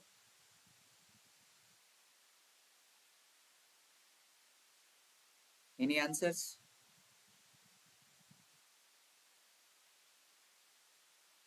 Yes, it was China. Yes, ಚೀನಾ ದೇಶದಿಂದ ನಾವು ಅತಿ ಹೆಚ್ಚಿನ ಆಮದುಗಳನ್ನು ಮಾಡ್ಕೊಳ್ತಾ ಇದ್ದೀವಿ. ಸೊ ಹಾಗಾಗಿ ಆಲ್ಮೋಸ್ಟ್ ನಮ್ಮ ದೇಶದಲ್ಲಿ ಬರುವಂತ ಎಲೆಕ್ಟ್ರಾನಿಕ್ ಗೂಡ್ಸ್ ಗಳಂತೇಳಿ ಏನ್ ಹೇಳ್ತೀವಿ ನಾವು, ಆ ಎಲೆಕ್ಟ್ರಾನಿಕ್ ಗೂಡ್ಸ್ ಗಳಲ್ಲಿ ಅತಿ ಹೆಚ್ಚು ನಾವು ಆಮದುಗಳನ್ನು ಮಾಡ್ಕೊಳ್ತಿರುವಂತದ್ದು ಯಾವ ದೇಶದಿಂದ ಅಂತಂದ್ರೆ it is from China. From China we are importing most of hour electronic goods. So ಹಾಗಾಗಿ ರೀಸೆಂಟ್ ಆಗಿ ನಾವು ಸೆಮಿ ಕಂಡಕ್ಟರ್ ಡಿವೈಸಸ್ ಗಳ ಮೇಲೆ ಪಾಲಿಸೀಸ್ ಗಳನ್ನ ಮಾಡಿದೀವಿ. So with respect to India and China, where we made a memorandum of agreement with respect to China. So ಅದರಲ್ಲಿ semiconductor devices ಗಳನ್ನು ಸಹ ನಾವು ಚೈನಾದಿಂದ ಆಮದು ಮಾಡ್ಕೊಳ್ತಾ ಇದ್ದೀವಿ. ಸೊ ವೇರ್ ಚೈನಾದಿಂದ ಬಂದಿರುವಂತ ಆಮದು ವಸ್ತುಗಳಿಂದಾನೇ ನಾವು ದ ಫೈನಲ್ ಪ್ರಾಡಕ್ಟ್ಸ್ ಅನ್ನು ಪ್ರೊಡ್ಯೂಸ್ ಮಾಡ್ತಿರುವಂತದನ್ನು ನೋಡ್ತಾ ಇದ್ದೀವಿ. So especially in the field of information technology ಅಂತ ಬಂದಾಗ, ಸೊ ಅತಿ ಹೆಚ್ಚು ನಾವು ಬೆಂಗಳೂರು ಆಗಿರ್ಬೋದು ಅಥವಾ ಹೈದರಾಬಾದ್ ರೀಸನ್ ಇಂದ, ಸೊ ಈ ಎರಡು ರೀಸನ್ ಗಳಿಂದ ಅತಿ ಹೆಚ್ಚು ಎಲೆಕ್ಟ್ರಾನಿಕ್ ಗೂಡ್ಸ್ ಗಳು ಪ್ರೊಡಕ್ಷನ್ ಆಗ್ತಿರುವಂತದನ್ನ ನೋಡ್ತಾ ಇದೀವಿ ನಾವು. So with respect to final goods ಅಂತ ಬಂದಾಗ, ನಾವು ಆ ಎಲೆಕ್ಟ್ರಾನಿಕ್ ಐಟಮ್ಸ್ ಮೇಲೆ ಫೈನಲ್ ಪ್ರಾಡಕ್ಟ್ಸ್ ಅಂತ ನಾವು ನೋಡುವಂತದ್ದಾದ್ರೆ ಅಂತಿಮ ಸರಕುಗಳನ್ನಾಗಿ ಬದಲಾವಣೆ ಮಾಡ್ತಿರುವಂತದ್ದು ನಮ್ಮ ದೇಶದಲ್ಲಿ. ಬಟ್ ಆಮದುಗಳು ಅಂದ್ರೆ ಮುಖ್ಯವಾಗಿ ಇಂಟರ್ಮೀಡಿಯರಿ ಪ್ರಾಡಕ್ಟ್ಸ್ ಗಳನ್ನ, ನಾವು ಮಧ್ಯಂತರ ಸರಕುಗಳನ್ನ ಅತಿ ಹೆಚ್ಚು ನಾವು ಆಮದು ಮಾಡ್ಕೊಳ್ತಿರುವಂತದ್ದು ಚೈನಾದೊಂದಿಗೆ. ಸೊ ಇಲ್ಲಿ according to the EMC, so ಇದರಲ್ಲಿ ನಾವು ಆಲ್ರೆಡಿ ಹೇಳಿರುವ ಹಾಗೆ a greenfield EMC and a brownfield EMC ಅಂತ ನೋಡ್ತಾ ಇದೀವಿ. ಸೊ ಇಲ್ಲಿ ಗ್ರೀನ್ ಫೀಲ್ಡ್ ಅಂದ್ರೆ ಏನು, ಆಮೇಲೆ ಬ್ರೌನ್ ಫೀಲ್ಡ್ ಅಂದ್ರೆ ಏನು ಅಂತ ಗೊತ್ತಿರ್ಬೇಕು ನಮ್ಗೆ. So the Indian government launched this EMC scheme in the year 2012. So direct ಆಗಿ ಕ್ವಶನ್ ಫ್ರೇಮ್ ಆಗ್ತಿರತ್ತೆ. ಸೊ ಇಎಂಸಿ ಯಾವ ವರ್ಷದಲ್ಲಿ ಜಾರಿಗೆ ಬಂದಿದೆ ಅಂತ ಕೇಳ್ಬೋದು, ಯಾವ ವರ್ಷದಲ್ಲಿ ಅದನ್ನು ಸ್ಥಾಪನೆ ಮಾಡಲಾಗಿದೆ ಅಂತ ಕೇಳ್ಬೋದು. It was in the year 2012. And recent ಆಗಿ ಪ್ರಶ್ನೆ ಪತ್ರಿಕೆಯಲ್ಲಿ ಸ್ಟೇಟ್ಮೆಂಟ್ಸ್ ವೈಸ್ ಕ್ವಶನ್ಸ್ ಅನ್ನ ಕೇಳ್ತಿರುವಂತದನ್ನ ನೋಡ್ತೇವೆ ನಾವು.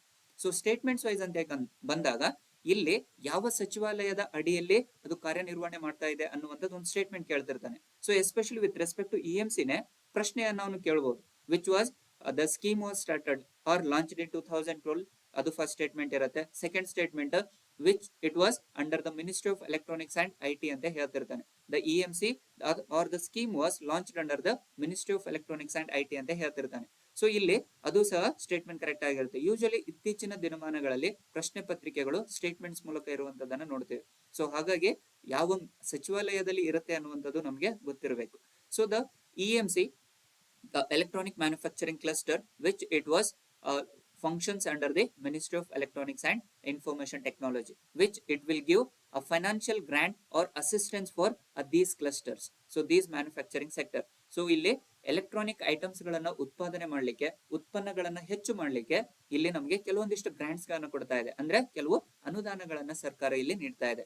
ಎಸ್ಪೆಷಲಿ ಈ ಸಚಿವಾಲಯದ ಅಡಿಯಲ್ಲಿ ಕೆಲವು ಅನುದಾನಗಳನ್ನು ಕೊಡ್ತಾ ಇದೆ. ಸೊ ಆ ಅನುದಾನಗಳನ್ನೇ ನಾವು ಒಂದು ಗ್ರೀನ್ ಫೀಲ್ಡ್ ಆಗಿ ಹೇಳ್ತೀವಿ, ಇನ್ನೊಂದು ಬ್ರೌನ್ ಫೀಲ್ಡ್ ಅಂತ ಹೇಳ್ತೀವಿ.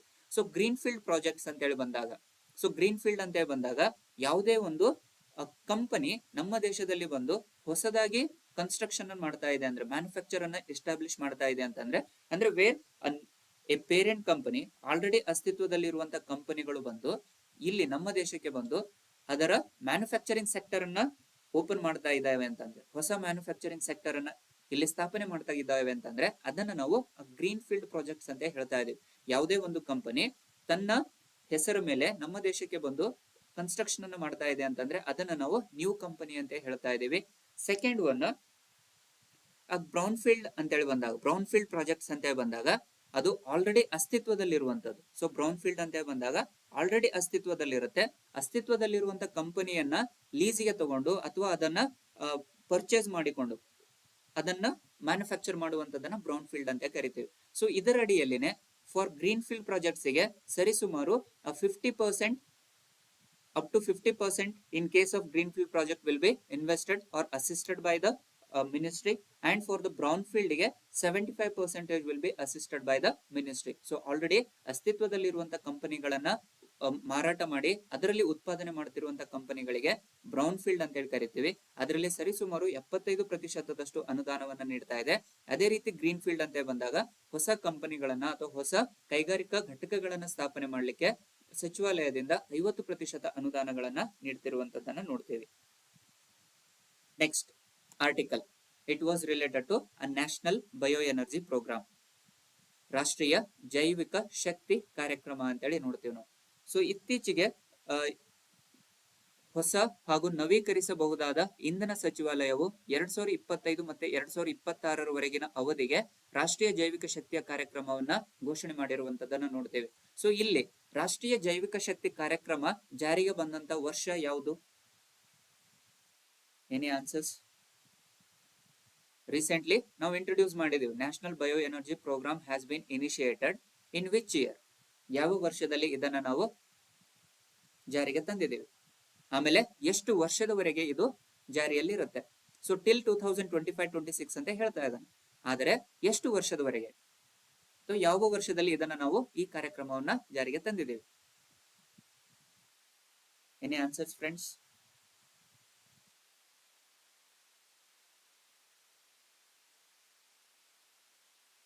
ಎಷ್ಟು ವರ್ಷದವರೆಗೆ ಈ ಕಾರ್ಯಕ್ರಮ ಅಸ್ತಿತ್ವದಲ್ಲಿರುತ್ತೆ, ಆಮೇಲೆ ಯಾವ ವರ್ಷ ಇದನ್ನ ನಾವು ಜಾರಿಗೆ ತಂದಿದ್ದೇವೆ? In which year the National Bioenergy Program has been launched and for how many years it will be remain in force?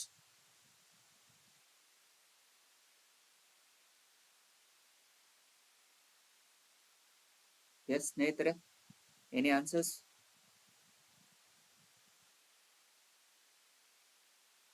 ನೋಡಿ, ನೀವು ನ್ಯೂಸ್ ಪೇಪರ್ಸ್ ಬಹಳ ಕಾನ್ಫಿಡೆಂಟ್ ಆಗಿ ಓದಬೇಕಾಗುತ್ತೆ. News papers are the key material, key source for your exams ಅಂತ ನೋಡ್ತೀವಿ ನಾವು. So ಇದನ್ನ national bioenergy program ಅನ್ನ ನಾವು 2022 ಅಲ್ಲ, ಯೂಶಲಿ ಎಕನಾಮಿಕ್ ಇಯರ್ ಅಂತ ಬಂದಾಗ ನಾವು ದ ಫೈನಾನ್ಷಿಯಲ್ ಇಯರ್ ಅಂತ ಬಂದಾಗ 2021-22 ಅಂತೇಳಿ ಹೇಳ್ತೇವೆ.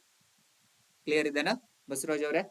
ಸೊ ಇಲ್ಲಿ 2022 ಅಲ್ಲ, ಯಾವಾಗ್ಲೂ ನಾವು ಎಕನಾಮಿ ಅಂತೇಳಿ ಚರ್ಚೆ ಮಾಡ್ತಿರ್ಬೇಕಾದ್ರೆ where we need to discuss with respect to the financial year, ಹಣಕಾಸು ವರ್ಷ ಅಂತ ಹೇಳ್ತೇವೆ. ಸೊ ಹಣಕಾಸು ವರ್ಷ ಅಂತೇಳಿ ಬಂದಾಗ ಇಲ್ಲಿ 2021-22 ಅಲ್ಲಿ ಈ ಪ್ರೋಗ್ರಾಮ್ ಲಾಂಚ್ ಆಗಿರುವಂತದನ್ನ ನೋಡ್ತೇವೆ. So in the year 2021-22 the ministry of new and renewable energy announced the National Bioenergy Program. It is for a period of around 5 years from 2021-22 to 2025-26 ವರೆಗೆ. So this program will be in force till 2025-26. So ಈ ಒಟ್ಟು 5 ವರ್ಷಗಳ ಯೋಜನೆಯ ಅಡಿಯಲ್ಲಿ ಸರ್ಕಾರ ರಾಷ್ಟ್ರೀಯ ಜೈವಿಕ ಶಕ್ತಿಯ ಕಾರ್ಯಕ್ರಮವನ್ನ ಜಾರಿಗೆ ತಂದಿರುವಂತದ್ದನ್ನ ನೋಡ್ತೇವೆ. ಸೊ ಇದರ ಮುಖ್ಯ ಗುರಿ ಏನು?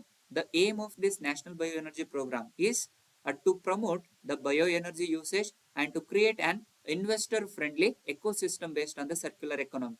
ಸೊ ಇಲ್ಲಿ ವೃತ್ತಾಕಾರದ ಆರ್ಥಿಕತೆ. ಸೊ ವೃತ್ತಾಕಾರದ ಆರ್ಥಿಕತೆ ಅಂತ ಬಂದಾಗ, ಸರ್ಕ್ಯುಲರ್ ಎಕನಾಮಿ ಅಂತ ಹೇಳಿ ಬಂದಾಗ, where waste has to be converted into wealth. So waste has to be converted into wealth.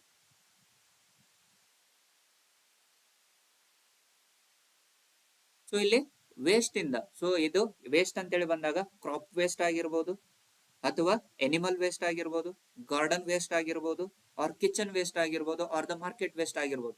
ಈ ಎಲ್ಲಾ ವೇಸ್ಟ್ ಗಳನ್ನ ನಾವು ಇತ್ತೀಚೆಗೆ ನೋಡ್ತಾ ಇದೀವಿ. So carbon waste or the ಯಾವುದು wastage from the animals, gardening or crop waste, kitchen waste, market waste ಗಳನ್ನ ನೋಡ್ತಾ ಇದೀವಿ. ಈ ವೇಸ್ಟ್ ಇಂದ ಮತ್ತೆ ಅವುಗಳನ್ನು ಪುನರ್ಬಳಕೆ ಮಾಡುವಂತ ಪ್ರಯತ್ನವನ್ನ ನಾವು ಸರ್ಕ್ಯುಲರ್ ಎಕನಾಮಿ ಅಂತ ಹೇಳಿ ಹೇಳ್ತೇವೆ. ಸೊ ಇಲ್ಲಿ ವೃತ್ತಾಕಾರದಲ್ಲಿ ಅದು ಬರುವಂತದನ್ನ ನೋಡ್ತೇವೆ ನಾವು. ಸೊ ಇಲ್ಲಿ ವೇಸ್ಟ್ ಆಗ್ತಿರುವಂತ ಪ್ರಾಡಕ್ಟ್ ಅನ್ನ ಮತ್ತೆ ನಾವು ಮ್ಯಾನುಫ್ಯಾಕ್ಚರಿಂಗ್ ಸೆಕ್ಟರ್ ಗೆ ಕಳಿಸಿ, ಸೊ ಮ್ಯಾನುಫ್ಯಾಕ್ಚರಿಂಗ್ ಸೆಕ್ಟರ್ ಇಂದ ಮತ್ತೆ ಅವುಗಳನ್ನ ಆರ್ಥಿಕತೆಗೆ ತರುವಂತ ಪ್ರಯತ್ನವನ್ನ ನಾವು ಸರ್ಕ್ಯುಲರ್ ಎಕನಾಮಿ ಅಂತ ಹೇಳ್ತಾ ಇದೀವಿ. ಅಂದ್ರೆ the waste has to be converted into a wealth process. So ಇದರಲ್ಲಿ ಮುಖ್ಯವಾಗಿ ನಾವು ರೀಸೆಂಟ್ ಇನಿಷಿಯೇಟಿವ್ ಅಂತ ನೋಡಿದ್ದೆ, ಅದಲ್ಲಿ ಆ ವೇಸ್ಟ್ ಟು ಎನರ್ಜಿ ಪ್ರೋಗ್ರಾಮ್ ಅಂತ ನೋಡ್ತೇವೆ. So this national bioenergy programme which will categorized into 3 sub schemes. ಆ 3 ಉಪ ಯೋಜನೆಗಳು ಯಾವ್ಯಾವು ಅಂತಂದ್ರೆ, ಮೊದಲಿಗೆ ಆ waste to energy programme. So already ನಾವು ಡಿಸ್ಕಸ್ ಮಾಡಿದೀವಿ. ಸೊ ಏನ್ ವೇಸ್ಟ್ ಇರುತ್ತೋ ಆ ವೇಸ್ಟ್ ಅನ್ನು ವೆಲ್ತ್ ಗೆ ಜನರೇಟ್ ಮಾಡುವಂತದ್ದು, ಅಂದ್ರೆ ಆ ಎನರ್ಜಿಗೆ ಕನ್ವರ್ಟ್ ಮಾಡುವಂತ ವಿಧಾನವನ್ನು ನಾವು ಸರ್ಕ್ಯುಲರ್ ಎಕನಾಮಿಯಲ್ಲಿ ನೋಡ್ತಾ ಇದೀವಿ. Next the biomass programming.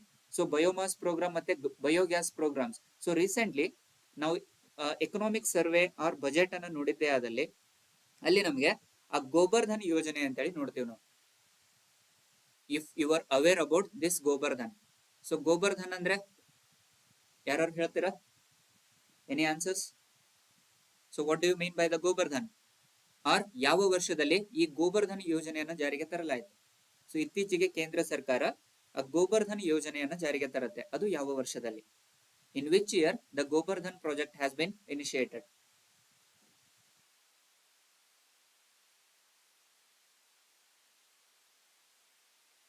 S, expecting the answers.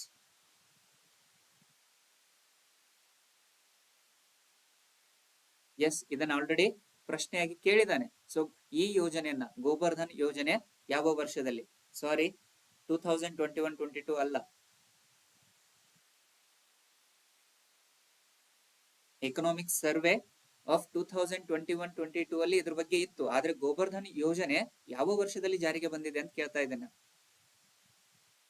So Gobardhan ಯೋಜನೆ ಮೊದಲ ಬಾರಿಗೆ ನಾವು 2018ರಲ್ಲಿ ಜಾರಿಗೆ ಬರುತ್ತೆ. ಇದ್ರ ಮೇಲೆ 2018ರಲ್ಲಿ ಜಾರಿಗೆ ಬರುತ್ತೆ. ಆದ್ರೆ ಇದಕ್ಕೆ ನಾವು ಹೆಚ್ಚಿನ ಪ್ರಾಮುಖ್ಯತೆಯನ್ನು ಕೊಟ್ಟಿದ್ದು 2021-22ರಲ್ಲಿ. ಸೊ ನೀವು 2021-22 ಹೇಳಲಿಕ್ಕೆ ಕಾರಣನೇ ಎಕನಾಮಿಕ್ ಸರ್ವೆ ಅಂತ ಹೇಳ್ತಾ ಇದ್ದೇನೆ. ಸೊ ಎಕನಾಮಿಕ್ ಸರ್ವೆಯಲ್ಲಿ ಗೋಬರ್ಧನ್ ಮೇಲೆ ಪ್ರತ್ಯೇಕವಾದ ಒಂದು ಚಾಪ್ಟರ್ ಇರುವಂತದನ್ನು ನೋಡ್ತೇವೆ ನಾವು. How it will be converted, how they need to be convert ಅನ್ನುವಂಥದ್ದನ್ನ ನೋಡ್ತೇವೆ. ಸೊ ಹಾಗಾಗಿ ನೀವು 2021 ಅಂತ ಹೇಳಿರ್ತೀರಿ, ನೋ ಇಶ್ಯೂಸ್. ಬಟ್ ಗೊತ್ತಿರಲಿ, 2018 ಅಲ್ಲಿ ಗೋಬರ್ಧನ್ ಯೋಜನೆ ಅಸ್ತಿತ್ವಕ್ಕೆ ಬರುತ್ತೆ. ಆ ಗೋಬರ್ಧನ್ ಯೋಜನೆ ಅದರ ಅಡಿಯಲ್ಲಿ ಅದರ ಮುಖ್ಯ ಉದ್ದೇಶ ಏನು? ಗೋಬರ್ಧನ್ ಅಂತಂದೇಳಿ ಬಂದಾಗ ದ ಅಬ್ರಿವೇಶನ್ ಆಫ್ ಗೋಬರ್ಧನ್ ಅಂತ ಬಂದ್ರೆ it is a galvanizing organic bio agro resources ಅಂತ ನೋಡ್ತೇವೆ. ಸೊ ಇಲ್ಲಿ ಗೋಬರ್ಧನ್ ಅಂತೇಳಿ ಬಂದಾಗ galvanizing organic, yes, nice Kishore Kumar, nice answer. Galvanizing organic bio agro resources ಅಂತ ನೋಡ್ತೇವೆ.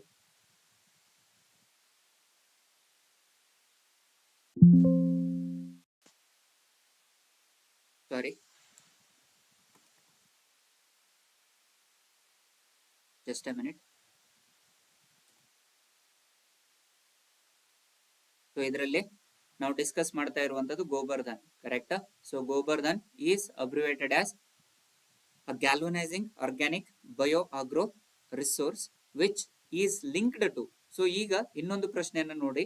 ಸೊ ಗೋಬರ್ಧನ್ ಯಾವ ಯೋಜನೆಗೆ ಲಿಂಕ್ ಆಗಿದೆ? ಸೊ ಗೋಬರ್ಧನ್ ಯೋಜನೆ ಅಥವಾ ಕಾರ್ಯಕ್ರಮ, ಈ ಯೋಜನೆ ಯಾವ ಯೋಜನೆಗೆ ಅನುಗುಣವಾಗಿರುವಂತದ್ದು ಅಥವಾ ಇಂಟರ್ ಕನೆಕ್ಟ್ ಆಗಿರುವಂತದ್ದನ್ನ ಕೇಳ್ತಾ ಇದ್ದಾನೆ. ಯಾವ ಯೋಜನೆ ಅಡಿಯಲ್ಲಿ ಗೋಬರ್ಧನ್ ಯೋಜನೆಯು ಪ್ರಾಯೋಗಿಕ ಹಂತವನ್ನು ಜಾರಿಗೆ ತರಲಾಗಿದೆ?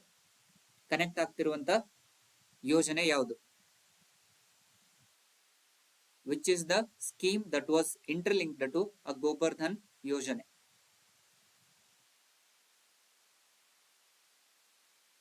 Yes, any answers?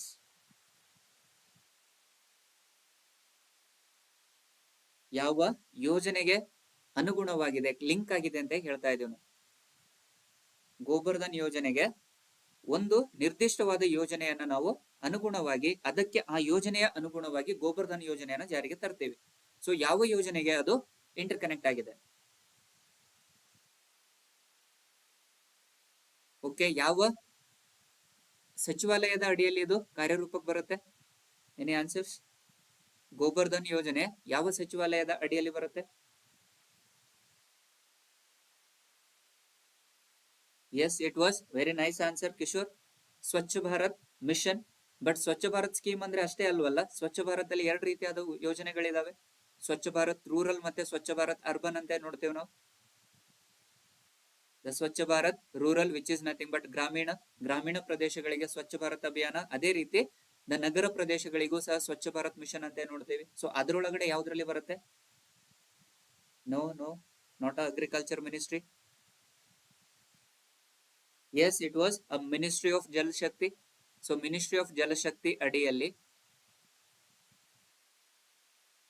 Ministry of ಜಲಶಕ್ತಿಯ ಅಡಿಯಲ್ಲಿ Swachh Bharat mission under the Grameen. Swachh Bharat mission ಗ್ರಾಮೀಣ ಪ್ರದೇಶದಲ್ಲಿ ಇದರ ಬಗ್ಗೆ ಹೆಚ್ಚಿನ ಮಾಹಿತಿಯನ್ನು ನೀಡ್ತಿರುವಂತದನ್ನ ನೋಡ್ತೇವೆ ನಾವು. ಸೊ ಇದರ ಸಚಿವಾಲಯದ ಅಡಿಯಲ್ಲಿ, ಮಿನಿಸ್ಟ್ರಿ ಆಫ್ ಜಲಶಕ್ತಿ ಸಚಿವಾಲಯದ ಅಡಿಯಲ್ಲಿ ಸ್ವಚ್ಛ ಭಾರತ್ ಮಿಷನ್ ಗ್ರಾಮೀಣ ಪ್ರದೇಶದ ಯೋಜನೆಗೆ ಇದು ಇಂಟರ್ ಕನೆಕ್ಟ್ ಆಗಿರುವಂತದನ್ನ ನೋಡ್ತೇವೆ. ನೆಕ್ಸ್ಟ್ ಆರ್ಟಿಕಲ್, ಅ ಸೆಲ್ಫ್ ರಿಲಯಂಟ್ ಇಂಡಿಯಾ, ಸ್ವಾವಲಂಬಿ ಭಾರತ ನಿಧಿ.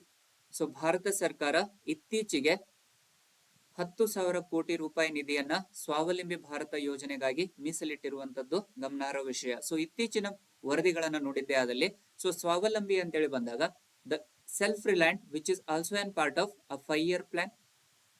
ಸೊ ಯಾವ ಪಂಚವಾರ್ಷಿಕ ಯೋಜನೆಯಲ್ಲಿ ನಾವು ಸ್ವಾವಲಂಬಿ ವಿಷಯಕ್ಕೆ ಅಥವಾ ಸ್ವಾವಲಂಬನೆಗೆ ಹೆಚ್ಚಿನ ಆದ್ಯತೆಯನ್ನು ಕೊಡ್ತೀವಿ? ಸೊ ಯಾವ ಪಂಚವಾರ್ಷಿಕ ಯೋಜನೆಯ ಅಡಿಯಲ್ಲಿ ಸ್ವಾವಲಂಬನೆಗೆ ಭಾರತ ಸರ್ಕಾರ ಅತಿ ಹೆಚ್ಚಿನ ಆದಾಯವನ್ನ ಸಂಗ್ರಹಣೆ ಮಾಡಿ ಇಡತ್ತೆ. Yes, expecting answers from the community. So ಯಾವ ಪಂಚವಾರ್ಷಿಕ, even though the self reliant is a major goal of the 5 year plan ಅಂತ ಹೇಳ್ತೀವಿ ನಾವು, ಕರೆಕ್ಟಾ? ಗೋಲ್ಸ್ ಆಫ್ 5 year ಪ್ಲಾನ್ಸ್ ಅಲ್ಲಿ ಸೆಲ್ಫ್ ರಿಲಯಂಟ್ ಹೌದು. ಸೊ ಸೆಲ್ಫ್ ರಿಲಯಂಟ್ ಅಂದ್ರೆ ಅರ್ಥ ಏನಿಲ್ಲ? What is the meaning of self reliant? ಸ್ವಾವಲಂಬಿ ಅಂದ್ರೆ ಏನು? ಸೊ ಇಲ್ಲಿ ಸ್ವಾವಲಂಬಿ ಅಡಿಯಲ್ಲಿ ಇತ್ತೀಚೆಗೆ ಸರ್ಕಾರ ಆತ್ಮನಿರ್ಭರ್ ಭಾರತ್ ಯೋಜನೆಯನ್ನು ಜಾರಿಗೆ ತಂದಿದೆ, ಕರೆಕ್ಟಾ? ಆತ್ಮನಿರ್ಭರ್ ಭಾರತ್ ಯೋಜನೆ ಅಂತ ಹೇಳ್ತಾ ಇದೀವಿ ನಾವು. ಸೊ ಈ ಯೋಜನೆಯನ್ನ ಯಾವ ವರ್ಷದಲ್ಲಿ ಜಾರಿಗೆ ತರಲಾಯಿತು? Yes, right, 4th 5 year plan ಅಲ್ಲಿ, where we invested most of our amounts, most of the investments it was dealt with respect to the self reliant. So ಅದರ ಅಡಿಯಲ್ಲಿನೇ 4ನೇ ಪಂಚವಾರ್ಷಿಕ ಯೋಜನೆಯ ಅಡಿಯಲ್ಲಿನೇ ನಾವು ವಿವಿಧ ಬ್ಯಾಂಕಿಂಗ್ ವಲಯಗಳನ್ನ ನೋಡ್ತೇವೆ, ಕರೆಕ್ಟಾ? ಸೊ ಎಸ್ಪೆಷಲ್ ಬ್ಯಾಂಕಿಂಗ್ ವಲಯಗಳನ್ನ ನೋಡುವಂತದ್ದು ಅಷ್ಟೇ ಅಲ್ಲದೆ ಕೃಷಿ ಕಾರ್ಮಿಕರಿಗೆ ಹೆಚ್ಚಿನ ಅವಕಾಶಗಳನ್ನ ನೀಡ್ತೇವೆ. ಬ್ಯಾಂಕುಗಳಿಂದ ಹೆಚ್ಚಿನ ಅವಕಾಶಗಳಿಗೆ ಅಥವಾ ಹೆಚ್ಚಿನ ಸಾಲಗಳನ್ನ ನೀಡಲಿಕ್ಕೆ ಪ್ರಯತ್ನವನ್ನ ಮಾಡ್ತೇವೆ. ಸೊ ಸೆಲ್ಫ್ ರಿಲಯಂಟ್ಗೆ ಅಥವಾ 4ನೇ ಪಂಚವಾರ್ಷಿಕ ಯೋಜನೆಯಲ್ಲಿ ಸ್ವಾವಲಂಬನೆಗೆ ಹೆಚ್ಚಿನ ಪ್ರಾಮುಖ್ಯತೆಯನ್ನು ನೀಡಿರುವಂತದನ್ನ ನೋಡ್ತೇವೆ. ನೆಕ್ಸ್ಟ್, ಸೊ ಆತ್ಮನಿರ್ಭರ್ ಭಾರತ್ ಯೋಜನೆಯನ್ನ ಯಾವ ವರ್ಷದಲ್ಲಿ ಜಾರಿಗೆ ತರಲಾಯಿತು?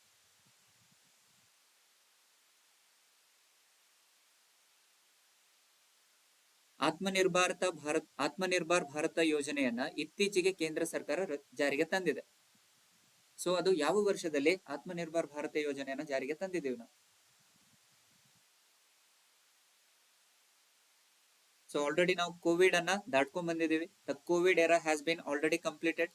ಸೊ ಕೋವಿಡ್ ಬಂದಾಗ, ಕರೋನಾ ಸಂದರ್ಭದಲ್ಲಿ ನಮಗೆ ಸರ್ಕಾರದಲ್ಲಿ ಇರುವಂತಹ ಎಲ್ಲಾ ರೀತಿಯಾದ ಹಣವನ್ನ, ಆಲ್ಮೋಸ್ಟ್ ಆಲ್ ಲೈಕ್ 20 ಲಕ್ಷ ಕೋಟಿಯ ಹಣವನ್ನ ಸರ್ಕಾರ ಆತ್ಮನಿರ್ಭರ್ ಯೋಜನೆಗೆ ಸೀಮಿತವಾಗಿ ಇಟ್ಟಿರುವಂತದನ್ನ ನೋಡಿದೀವಿ ನಾವು.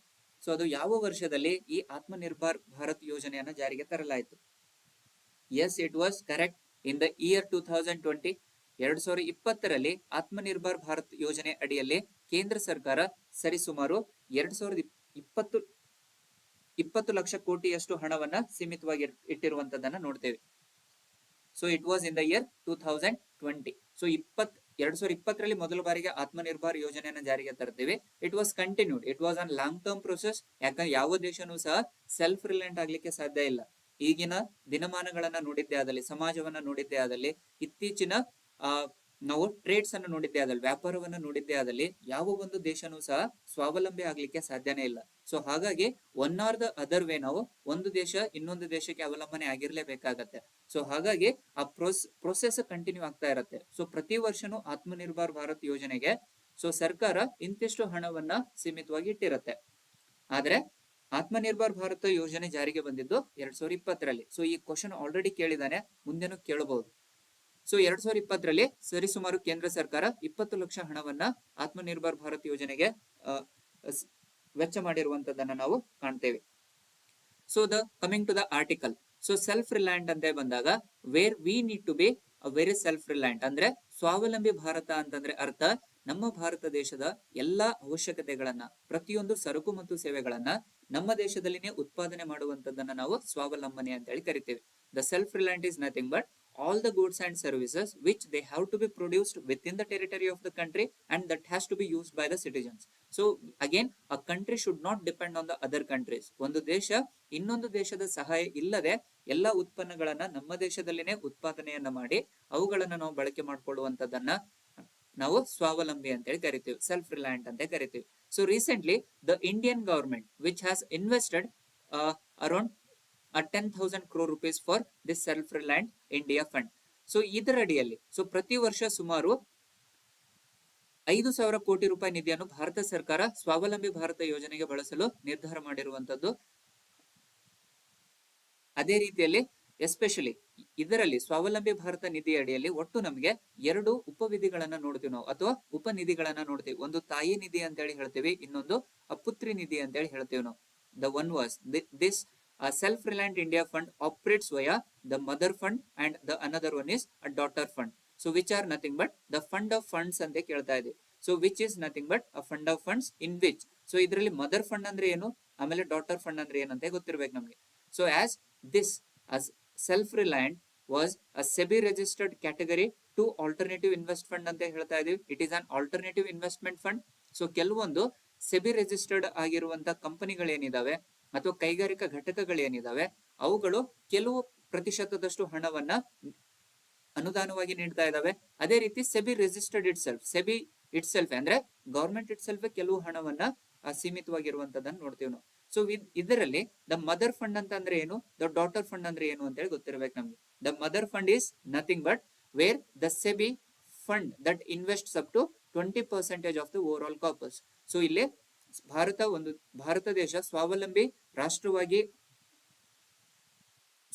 ರಾಷ್ಟ್ರ ಆಗಬೇಕು ಅಂತಂದ್ರೆ ಫಾರ್ ಎಕ್ಸಾಂಪಲ್ ಇಲ್ಲಿ 100 ರೂಪಾಯಿಯನ್ನ ನಾವು ತಗೊಳ್ತಾ ಇದೀವಿ ಅಂದ್ರೆ 100% ಅಮೌಂಟ್ ಅನ್ನ ನಾವು ಸೀಮಿತವಾಗಿ ಇಡ್ತಾ ಇದೀವಿ ಅಂತಂದ್ರೆ ಇದರಲ್ಲಿ ಈ 100% ಹಣದಲ್ಲಿ 20% ಹಣವನ್ನ ಗವರ್ಮೆಂಟ್ ಸೆಕ್ಟರ್ ಇನ್ವೆಸ್ಟ್ ಮಾಡುತ್ತೆ, ವಿಚ್ ಇಸ್ ನಥಿಂಗ್ ಬಟ್ ಇಲ್ಲಿ ನಾವು ಗವರ್ಮೆಂಟ್ ಯಾವುದು ಅಂತ ಹೇಳಿದ್ವಿ, ಇಲ್ಲಿ ಸೆಬಿ ಫಂಡೆಡ್ ಅಂತ ಹೇಳ್ತಾ ಇದೀವಿ. The fund is the SEBI fund that invest 20% of the overall corpus. So ಇಲ್ಲಿ ಓವರ್ ಆಲ್ ಕಾರ್ಪಸ್ ಅನ್ನುವಂಥದ್ದು 100% ಅಂತ ತಗೊಂಡ್ರೆ the 20% amount will be invested by the government sector and remaining 80% of the investments that will be invested by the private sector.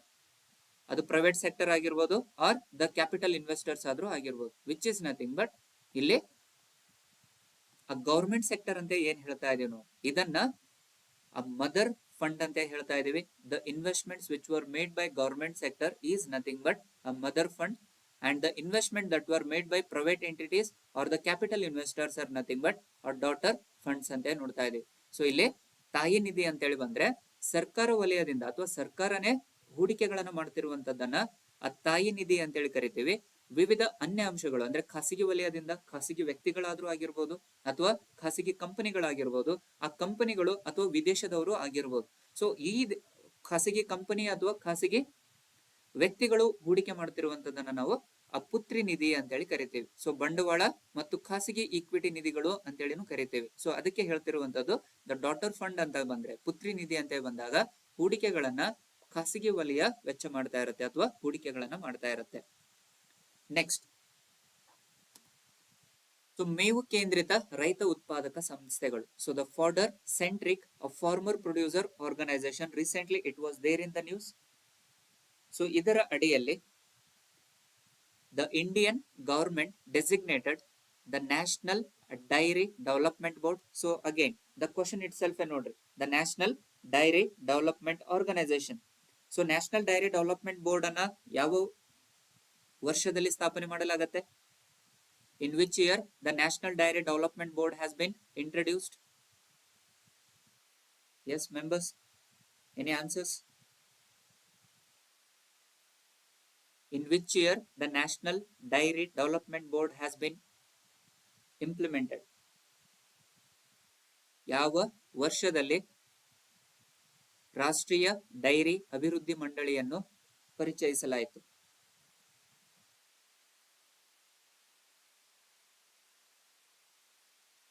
Yes, any answers? So ಇತ್ತೀಚೆಗೆ news ಅಲ್ಲಿ ಇದೆ ಅಂತ ಹೇಳಿ ಬಂದಾಗ ಇದ್ರ ಮೇಲೇನು ನಾವು ಫೋಕಸ್ ಮಾಡ್ಬೇಕಾಗತ್ತೆ. ಸೊ ಕ್ವಶನ್ಸ್ ಇದ್ರ ಮೇಲೆ ಕೇಳಿರುವಂತದ್ದನ್ನ ನೋಡ್ತೇವೆ ನಾವು. ಸೊ ಬೋರ್ಡ್ ಇತ್ತು ಅಂತಂದ್ರೆ ಯಾವಾಗ ಸ್ಥಾಪನೆ ಆಯ್ತು ಅಂತ ಹೇಳಿ ಕೇಳ್ತಾನೆ, ಆಮೇಲೆ ಯಾರು ಅದನ್ನ ಸ್ಥಾಪನೆ ಮಾಡಿದ್ರು ಅಂತ ಹೇಳಿ ಕೇಳ್ತಾನೆ. Yes, the second question, first question ಯಾವ ವರ್ಷದಲ್ಲಿ, ಸೆಕೆಂಡ್ ಕ್ವಶನ್ ಇದನ್ನ ಸ್ಥಾಪನೆ ಮಾಡಿರುವಂತದ್ದು ಯಾರು? The National Dairy Development Board, which is an statutory board. So statutory board andre which it was by the board was introduced. So ರಾಷ್ಟ್ರೀಯ dairy ಅಭಿವೃದ್ಧಿ ಮಂಡಳಿಯನ್ನ ಮೊದಲ ಬಾರಿಗೆ ಪರಿಚಯ ಮಾಡಿದ್ದು ಅಥವಾ ಸ್ಥಾಪನೆ ಮಾಡಿದ್ದು ನೋ 1967 ಅಲ್ಲ, very near to the answer but not the absolute answer. Yes, it was in the year 1965. 1965ರಲ್ಲಿ ರಾಷ್ಟ್ರೀಯ ಡೈರಿ ಅಭಿವೃದ್ಧಿ ಮಂಡಳಿಯನ್ನ ನಾವು ಮೊದಲ ಬಾರಿಗೆ ಪರಿಚಯ ಮಾಡ್ತೇವೆ. ಸೊ ಯಾರು ಇದನ್ನ ಪರಿಚಯ ಮಾಡಿರುವಂತದ್ದು ಯಾರು, ಸ್ಥಾಪನೆ ಮಾಡಿರುವಂತದ್ದು ಯಾರು?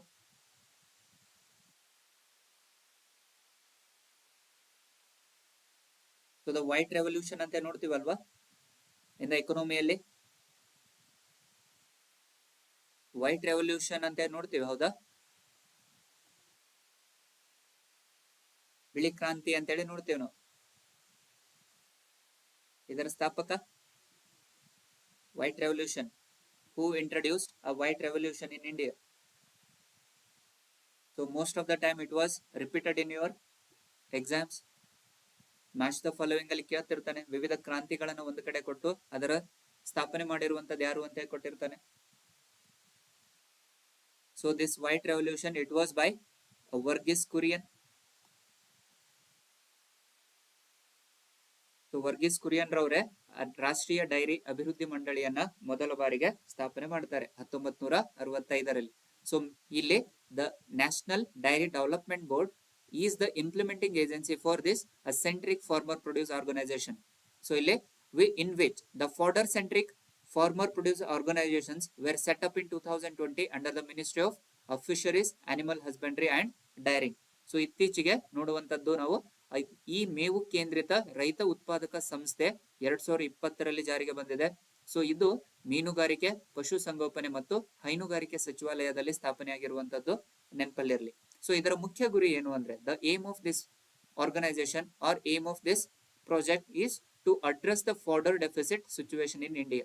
ಭಾರತದಲ್ಲಿ ಮೇವು ಕೊರತೆಯಿಂದ ಉದ್ಭವಿಸುವ ಸಮಸ್ಯೆಗಳನ್ನು ಪರಿಹರಿಸುವುದಕ್ಕೆ ಈ ಒಂದು ಇನಿಷಿಯೇಟಿವ್ ಅನ್ನು ನಾವು ಲಾಂಚ್ ಮಾಡಿರುವಂತದ್ದನ್ನ ನೋಡ್ತೇವೆ. ನೆಕ್ಸ್ಟ್, ಸೊ ಇದರ ಅಡಿಯಲ್ಲಿ ಸರ್ಕಾರ ರೈತರಿಗೆ ಅಥವಾ ರೈತ ಉತ್ಪಾದಕ ಸಂಸ್ಥೆಗಳಿಗೆ ಅತಿ ಹೆಚ್ಚು ಯಾವೆಲ್ಲ ಅಂಶದಿಂದ ಲಾಭವನ್ನ ತಂದುಕೊಟ್ಟಿರುತ್ತೋ, ಲಾಭ ಬಂದಿರುವಂತ ಎಲ್ಲಾ ಲಾಭವನ್ನ, ದ ಪ್ರಾಫಿಟ್ಸ್ ಅನ್ನ ಯೂಶಲಿ ಇವರ ರೈತರ ಮಧ್ಯದಲ್ಲಿನೇ ಹಂಚಿಕೆ ಆಗಿರುವಂತದ್ದು ಇಲ್ಲಿ ನಾವು ಗಮನಿಸಬೇಕಾಗತ್ತೆ.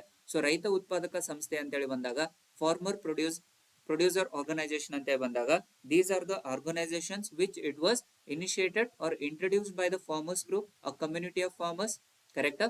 ಸೊ ವಿವಿಧ ರೈತರುಗಳು ಸೇರಿ ಈ ಸಂಸ್ಥೆಯನ್ನು ರಚನೆ ಮಾಡಿದ್ದಾರೆ. ಆಮೇಲೆ ಈ ಸಂಘಗಳಲ್ಲಿ ಪ್ರತಿಯೊಬ್ಬರಿಗೂ ಅಧಿಕಾರ ಇರುವಂತದ್ದನ್ನು ನೋಡ್ತೀವಿ, ಪ್ರತಿಯೊಬ್ಬ ರೈತರಿಗೂ ಅಧಿಕಾರ ಇರುವಂತದ್ದನ್ನ ನೋಡ್ತೇವೆ. ಆಮೇಲೆ ಈ ಸಂಘದಲ್ಲಿ, ಈ ಸಂಸ್ಥೆಯಿಂದ ಬಂದಿರುವಂತ ಲಾಭಾಂಶವನ್ನ ಪ್ರತಿಯೊಬ್ಬರಿಗೂ ಹಂಚಲಾಗುತ್ತೆ ಅಂತ ನೋಡ್ತೇವೆ ನಾವು. Again the major objective is to enhance the farmers in the farmer produce organization. So that was a major objective of this farmer produce organization. So next article ನೋಡೋದಾದ್ರೆ, it is a grid interactive renewable power capacity. So ಇತ್ತೀಚೆಗೆ grid interactive ನವೀಕರಿಸಬಹುದಾದ ವಿದ್ಯುತ್ ಸಾಮರ್ಥ್ಯವನ್ನ 2021-2022 ಸಾಲಿನ ಭಾರತೀಯ ರಾಜ್ಯಗಳ ಕುರಿತಾದ ಸಾಂಖ್ಯಿಕ ದತ್ತಾಂಶ ಎಂಬ ಸಾಂಖ್ಯಿಕ ಪುರವಣಿಯ 7ನೇ ಪ್ರವೃತ್ತಿಯ ಭಾರತೀಯ ರಿಸರ್ವ್ ಬ್ಯಾಂಕ್ ಹೊರತಂದಿರುವಂತದ್ದನ್ನ ನಾವು ನೋಡ್ತೇವೆ. ಸೊ ಡೈರೆಕ್ಟ್ ಆಗಿ ಕ್ವಶನ್ ಅನ್ನ ಕೇಳಬಹುದು. ಸೊ ಇದನ್ನ ಯಾರು ರಿಲೀಸ್ ಮಾಡ್ತಾರೆ ಅಂತ, the grid interactive renewable power capacity which was released by reserve bank of India under the 7th edition of its statistical publication. The name of that publication is the Handbook of Statistics on Indian States in 2021-22. So ಇದರ ಅಡಿಯಲ್ಲಿ ಈ grid interactive renewable power ಕೆಪಾಸಿಟಿಯನ್ನ ಜಾರಿಗೆ ತಂದಿರುವಂತದನ್ನ ನೋಡ್ತೇವೆ. ಇದರ ಮುಖ್ಯ ಉದ್ದೇಶ ಏನಾಗಿರುತ್ತೆ ಅಂತಂದ್ರೆ, ಅಲ್ಟಿಮೇಟ್ಲಿ ಸೋಲಾರ್ ಎನರ್ಜಿಯಿಂದ ಪವರ್ ಅನ್ನ ಜನರೇಟ್ ಮಾಡುವಂತದ್ದು. ಸೊ ಭಾರತದಲ್ಲಿ ನಾವು ಸೋಲಾರ್ ಎನರ್ಜಿಯನ್ನ ನೋಡ್ತಾ ಇದೀವಿ. That solar energy will be converted into a power. It has to be used in the power generation. The generation of power is one of the most important objective of this solar or energy, or with respect to grid interactive renewable power capacity. So idara adiyalli according to this publication which was released by RBI, the Karnataka has the highest installed grid interactive renewable power capacity. So ಇಲ್ಲಿ ನೇರವಾದ ಪ್ರಶ್ನೆಯನ್ನ ನಾವು expect ಮಾಡಬಹುದು. So ಈ ಕೆಳಗಿನ ಯಾವ ರಾಜ್ಯದಲ್ಲಿ ಅತಿ ಹೆಚ್ಚು ಗ್ರಿಡ್ ಇಂಟರಾಕ್ಟಿವ್ ನವೀಕರಿಸಬಹುದಾದ ವಿದ್ಯುತ್ ಸಾಮರ್ಥ್ಯವನ್ನು ಹೊಂದಿರುವಂತ ರಾಜ್ಯ ಯಾವುದು ಅಂತ ಕೇಳ್ತಾನೆ. ಸೊ ಅತಿ ಹೆಚ್ಚು ಗ್ರಿಡ್ ಇಂಟರಾಕ್ಟಿವ್ ನವೀಕರಿಸಬಹುದಾದ ವಿದ್ಯುತ್ ಸಾಮರ್ಥ್ಯ ಘಟಕವನ್ನ ಸ್ಥಾಪನೆ ಮಾಡಿರುವಂತ ಮೊದಲ ರಾಜ್ಯ ಯಾವುದು ಅಂತ ಕೇಳ್ತಾನೆ. ಸೊ ಇಲ್ಲಿ ಮುಖ್ಯವಾಗಿ ನೆನಪಲ್ಲಿರಲಿ, ಕರ್ನಾಟಕ ರಾಜ್ಯ ಇದರಲ್ಲಿ ಅತಿ ಹೆಚ್ಚು ಉತ್ಪಾದನೆಯನ್ನು ಮಾಡ್ತಿರುವಂತ ರಾಜ್ಯ ಅಂತ ನೆನಪಲ್ಲಿರಬೇಕು.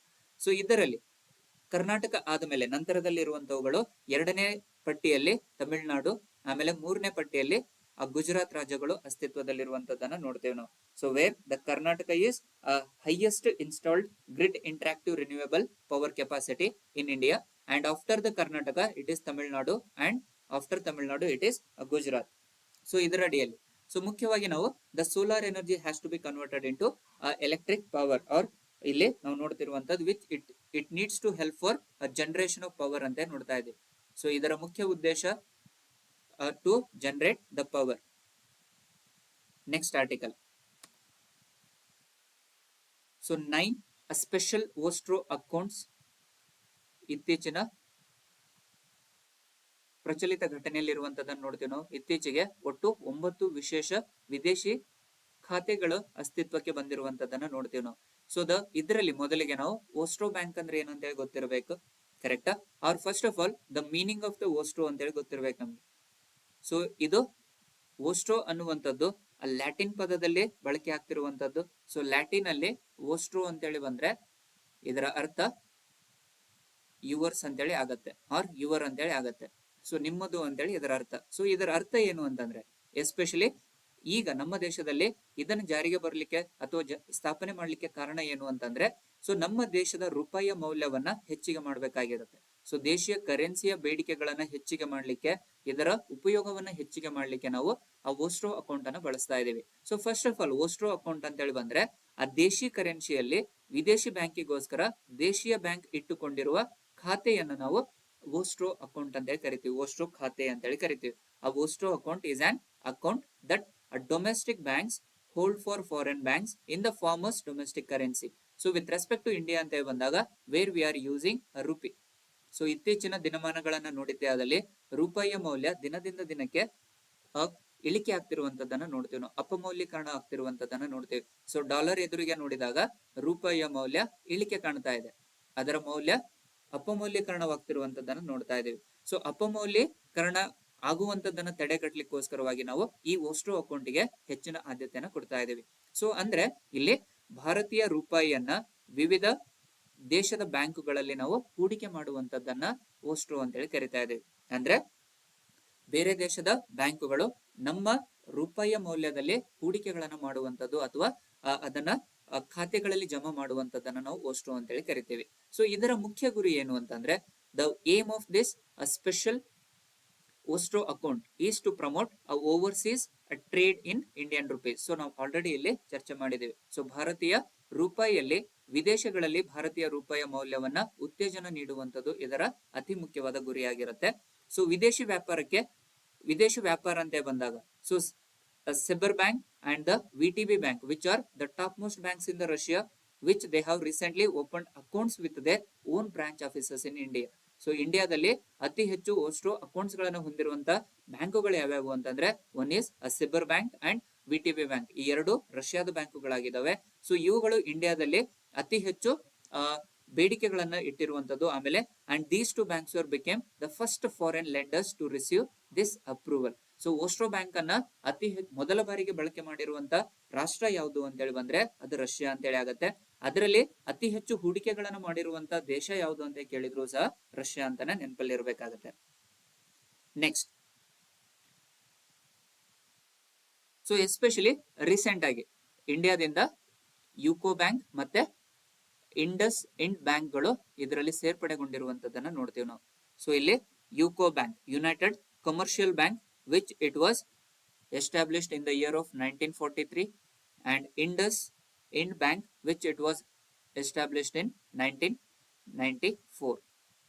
ಸೊ ಇತ್ತೀಚೆಗೆ ಈ ಎರಡು ಬ್ಯಾಂಕ್ಗಳು ಓಸ್ಟ್ರೋ ಅಕೌಂಟ್ ಓಪನ್ ಮಾಡಲಿಕ್ಕೆ ಅವಕಾಶವನ್ನು ಮಾಡಿಕೊಟ್ಟಿರುವಂತದನ್ನ ನೋಡ್ತೇವೆ ನಾವು. Next article, NABARD the issue was completely related to NABARD. So ಇತ್ತೀಚೆಗೆ ಗ್ರಾಮೀಣ ಮೂಲ ಸೌಕರ್ಯ ಅಭಿವೃದ್ಧಿಯ ನಿಧಿಯ ಅಡಿಯಲ್ಲಿ ಒಡಿಶಾ ಸರ್ಕಾರಕ್ಕೆ ಕೃಷಿ ಮತ್ತು ಗ್ರಾಮೀಣ ಅಭಿವೃದ್ಧಿಗಾಗಿ ರಾಷ್ಟ್ರೀಯ ಬ್ಯಾಂಕ್ ಆಗಿರುವಂತಹ ನಬಾರ್ಡ್ 220 ಕೋಟಿ ರೂಪಾಯಿ ಅನುದಾನವನ್ನ ಮಂಜೂರು ಮಾಡಿದೆ. ಸೊ ಇದು ಇತ್ತೀಚಿನ ನ್ಯೂಸ್ ಅಲ್ಲಿ ಇರುವಂತದನ್ನ ನೋಡ್ತೇವೆ ನಾವು. Recently it was there in the news where NABARD has sanctioned around rupees 220.5 crore to the Odisha government to have a rural development in their state. Especially it comes under the Rural Infrastructure Development Fund RIDF ಅಂತ ನೋಡ್ತೀವಿ ನಾವು. So ಇಲ್ಲಿ ಮೂಲವಾಗಿ ಇದರ ಮುಖ್ಯ ಉದ್ದೇಶ ಏನು ಅಂತಂದ್ರೆ ಗ್ರಾಮೀಣ ಪ್ರದೇಶದಲ್ಲಿ ಒಂದು ಸೇತುವೆ ಹಾಗೂ 57 ನೆರೆ ಸುರಕ್ಷತೆ ಯೋಜನೆಗಳ ಕಾಮಗಾರಿಗಾಗಿ ವಿವಿಧ ಜಿಲ್ಲೆಗಳಿಗೆ ಅನುದಾನವನ್ನ ನೀಡಿರುವಂತದ್ದು ಇದರ ಮುಖ್ಯ ಉದ್ದೇಶ. ಸೊ ಅನುದಾನಗಳನ್ನ ನೀಡುವುದರ ಮುಖಾಂತರ ಅಲ್ಲಿಯ ಅಭಿವೃದ್ಧಿಯನ್ನ ಅಲ್ಲಿಯ ಅಭಿವೃದ್ಧಿ ಹಾಗೂ ಅಲ್ಲಿಯ ಬೆಳವಣಿಗೆಯನ್ನ ಮಾಡುವಂತದ್ದು ಇದರ ಮುಖ್ಯ ಉದ್ದೇಶವಾಗಿರುತ್ತೆ. ಸೊ ಇಲ್ಲಿ ಆ ನಬಾರ್ಡ್ ಅಂತ ಹೇಳಿ ಬಂದಾಗ ಅಲ್ಟಿಮೇಟ್ಲಿ ನಬಾರ್ಡ್ ಬಗ್ಗೆ ನಮ್ಗೆ ಗೊತ್ತಿರಬೇಕಾಗಿರುವಂತದ್ದು ಅತ್ಯವಶ್ಯಕ. So in which year the NABARD has introduced or established, ಯಾವ ವರ್ಷದಲ್ಲಿ ನಬಾರ್ಡ್ ಅನ್ನು ನಾವು ಸ್ಥಾಪನೆ ಮಾಡಿದ್ದೀವಿ? Any answers from the community members? ಯಾವ ವರ್ಷದಲ್ಲಿ ನಬಾರ್ಡ್ ಅನ್ನ ಜಾರಿಗೆ ತರಲಾಯಿತು, ಸ್ಥಾಪಿಸಲಾಯಿತು?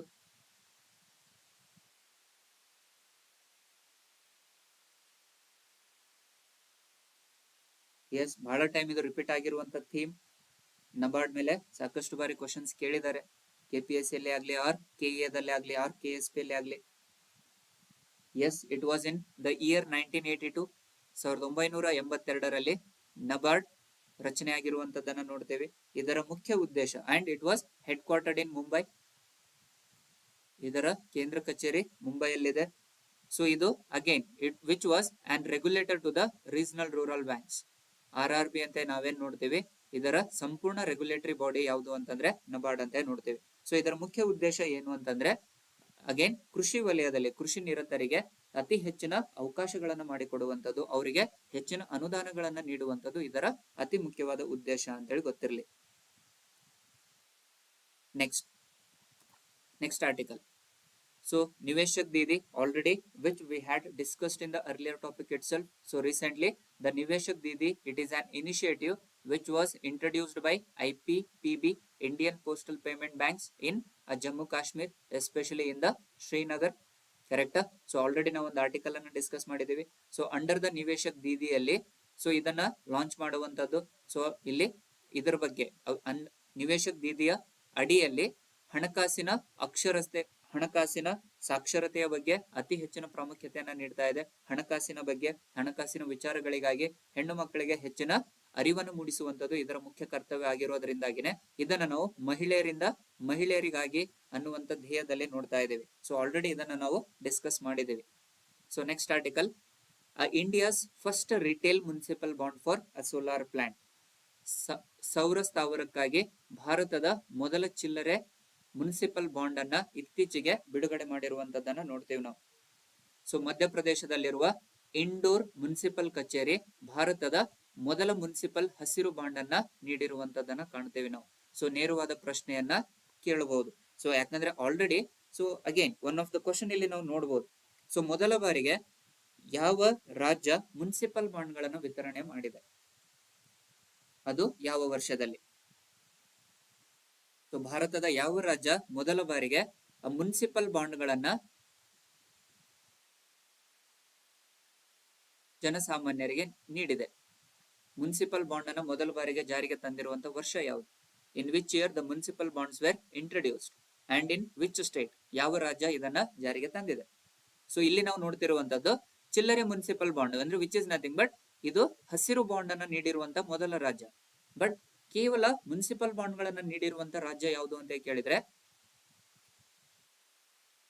ಅದಕ್ಕುತ್ತರ ಎನಿ ಆನ್ಸರ್ಸ್? ಸೊ ಭಾರತದಲ್ಲಿ ಯಾವ ರಾಜ್ಯ ಮೊದಲ ಬಾರಿಗೆ ಮುನ್ಸಿಪಲ್ ಬಾಂಡ್ ಗಳನ್ನ ಜನಸಾಮಾನ್ಯರಿಗೆ ನೀಡಿದೆ? Which state that introduced municipal bond in India?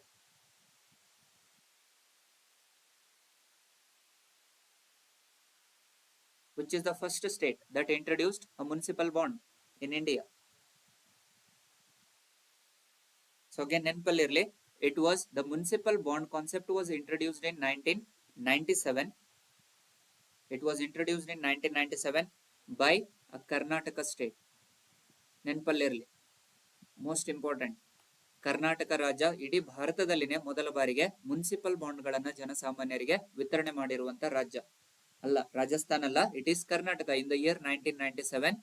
That too again it is a Bengaluru municipal corporation. Bangalore Municipal Corporation was the first to introduce a municipal bond. So municipal bond ವಿತರಣೆ ಮಾಡುವ ಮುಖ್ಯ ಉದ್ದೇಶ ಏನು ಅಂತಂದ್ರೆ ಇಲ್ಲಿ ಆಯಾ ರಾಜ್ಯದ ಮೂಲ ಸೌಕರ್ಯಗಳನ್ನ ಹೆಚ್ಚು ಆದ್ಯತೆಯನ್ನು ಕೊಡ್ತಾ ಇದೆ. Ultimately we need to create a more infrastructure. ಮೂಲ ಸೌಕರ್ಯಗಳಿಗೆ ಅಥವಾ ಮೂಲ ಸೌಕರ್ಯದ ಬೆಳವಣಿಗೆಗೆ ಹೆಚ್ಚಿನ ಪ್ರಾಮುಖ್ಯತೆಯನ್ನು ಕೊಡುವಂತದ್ದು. ಎಸ್ಪೆಷಲಿ ಇಲ್ಲಿ ಇನ್ಫ್ರಾಸ್ಟ್ರಕ್ಚರ್ ಅಂತ ಬಂದಾಗ, ಮೂಲ ಸೌಕರ್ಯಗಳು ಅಂತ ಬಂದಾಗ ಸೋಶಿಯೋ ಅಂಡ್ ಎಕನಾಮಿಕಲ್ ಪ್ರಾಬ್ಲಮ್ಸ್ ಅಂತ ನೋಡ್ತೇವೆ ನಾವು, where the bonds will be given by the government for the public, especially for the development of social and economic projects. ಸಾಮಾಜಿಕ ಮತ್ತು ಆರ್ಥಿಕ ಅಂಶಗಳ ಅಭಿವೃದ್ಧಿ ಮತ್ತು ಬೆಳವಣಿಗೆಗೆ ಇಲ್ಲಿ ಮುನ್ಸಿಪಲ್ ಬಾಂಡ್ ಗಳನ್ನು ವಿತರಣೆ ಮಾಡುವಂತದನ್ನ ನೋಡ್ತೀವಿ ನಾವು. So with respect to municipal bond ಅಂತ ಬಂದಾಗ, ಇದು ಬಾಂಡ್ ಗಳನ್ನ ಸರ್ಕಾರ ನೀಡ್ತಾ ಇರುತ್ತೆ. ಆ ಬಾಂಡ್ ಗಳ ಬದಲಿಗೆ ನಾವು ನಮ್ಮಲ್ಲಿರುವಂತಹ ಹಣವನ್ನು ಕೊಟ್ಟು ನಾವು ಬಾಂಡ್ ಗಳನ್ನ ಖರೀದಿ ಮಾಡುವಂತದನ್ನ ನಾವು ಮುನ್ಸಿಪಲ್ ಬಾಂಡ್ ಅಂತ ಕರಿತಾ ಇದ್ದೀವಿ. So usually bond is nothing but it is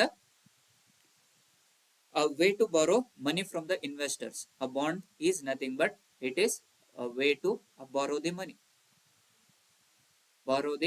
money from the investors. So again ಇದ್ರ ಮೇಲೆ ಸಾಕಷ್ಟು ಬಾರಿ ಪ್ರಶ್ನೆಯನ್ನ ಕೇಳಿರುವಂತದನ್ನ ನೋಡ್ತೀವಿ ನಾವು. ಹಲವಾರು ಬಾರಿ ಆ ಬಾಂಡ್ ಗಳ ಮೇಲೆ ಪ್ರಶ್ನೆಯನ್ನು ಕೇಳ್ತಿರ್ತಾನೆ. ಸೊ ಯಾವ ಸಂದರ್ಭದಲ್ಲಿ ಬಾಂಡ್ ಗಳನ್ನ ವಿತರಣೆ ಮಾಡುತ್ತೆ ಸರ್ಕಾರ, ಅಥವಾ ಯಾವ ಸಂದರ್ಭದಲ್ಲಿ ಬಾಂಡ್ ಗಳನ್ನ ಖರೀದಿ ಮಾಡುತ್ತೆ ಜನರಿಂದ ಅನ್ನುವಂಥದ್ದು ಗೊತ್ತಿರಬೇಕು. So again with respect to bond ಅಂತ ಬಂದಾಗ, again any idea with respect to the bond, ಯಾವ ಸಂದರ್ಭದಲ್ಲಿ ಸರ್ಕಾರ ಬಾಂಡ್ ಗಳನ್ನ ಜನಸಾಮಾನ್ಯರಿಗೆ ವಿತರಣೆ ಮಾಡುತ್ತೆ, ಆಮೇಲೆ ಯಾವ ಸಂದರ್ಭದಲ್ಲಿ ಜನರಿಂದ ಬಾಂಡ್ ಗಳನ್ನ ಸರ್ಕಾರ ಖರೀದಿ ಮಾಡುತ್ತೆ, ಯಾವ ಸಂದರ್ಭದಲ್ಲಿ ಮಾರಾಟ ಮಾಡುತ್ತೆ, ಮತ್ತೆ ಯಾವ ಸಂದರ್ಭದಲ್ಲಿ ಜನರಿಂದ ಖರೀದಿ ಮಾಡುತ್ತೆ.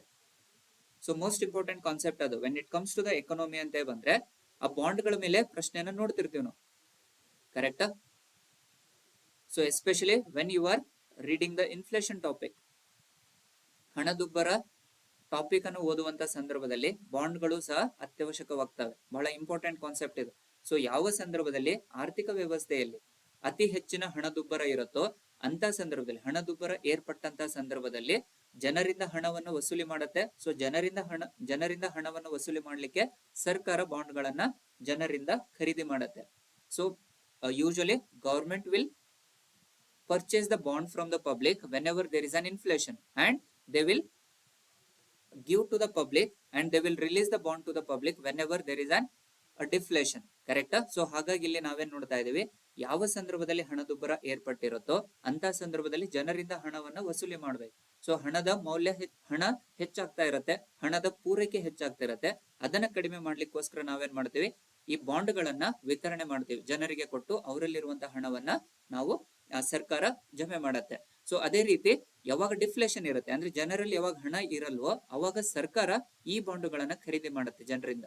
ಸೊ ಜನರಿಂದ ಬಾಂಡ್ ಗಳನ್ನ ಖರೀದಿ ಮಾಡಿ ಆ ಸಂದರ್ಭದಲ್ಲಿ ಹಣವನ್ನ ಜನಸಾಮಾನ್ಯರಿಗೆ ನೀಡ್ತಾ ಇರತ್ತೆ. ಸೊ ಹಾಗಾಗಿ ಇಲ್ಲಿ ಯಾವಾಗ್ಲೂ ನೆನಪಲ್ಲಿರ್ಲಿ, ಡ್ಯೂರಿಂಗ್ ದ ಇನ್ಫ್ಲೇಷನ್ ಟೈಮ್ ಸರ್ಕಾರ ಏನ್ ಮಾಡುತ್ತೆ, ನಿಮ್ಮಲ್ಲಿರುವಂತಹ ಹಣವನ್ನ ವಸೂಲಿ ಮಾಡುತ್ತೆ, ಅಂದ್ರೆ ಬಾಂಡ್ ಗಳನ್ನ ನೀಡಿ ಹಣವನ್ನ ಸ್ವೀಕರಿಸುತ್ತೆ. ಯಾವಾಗ ಡಿಫ್ಲೇಷನ್ ಇರುತ್ತೋ ಅವಾಗ ಸರ್ಕಾರ ನಿಮ್ಮಲ್ಲಿರುವಂತಹ ಬಾಂಡ್ ಗಳನ್ನ ಸರ್ಕಾರ ತೆಗೆದುಕೊಂಡು ನಿಮ್ಗೆ ಹಣವನ್ನ ಮರುಪಾವತಿ ಮಾಡಿರುತ್ತೆ.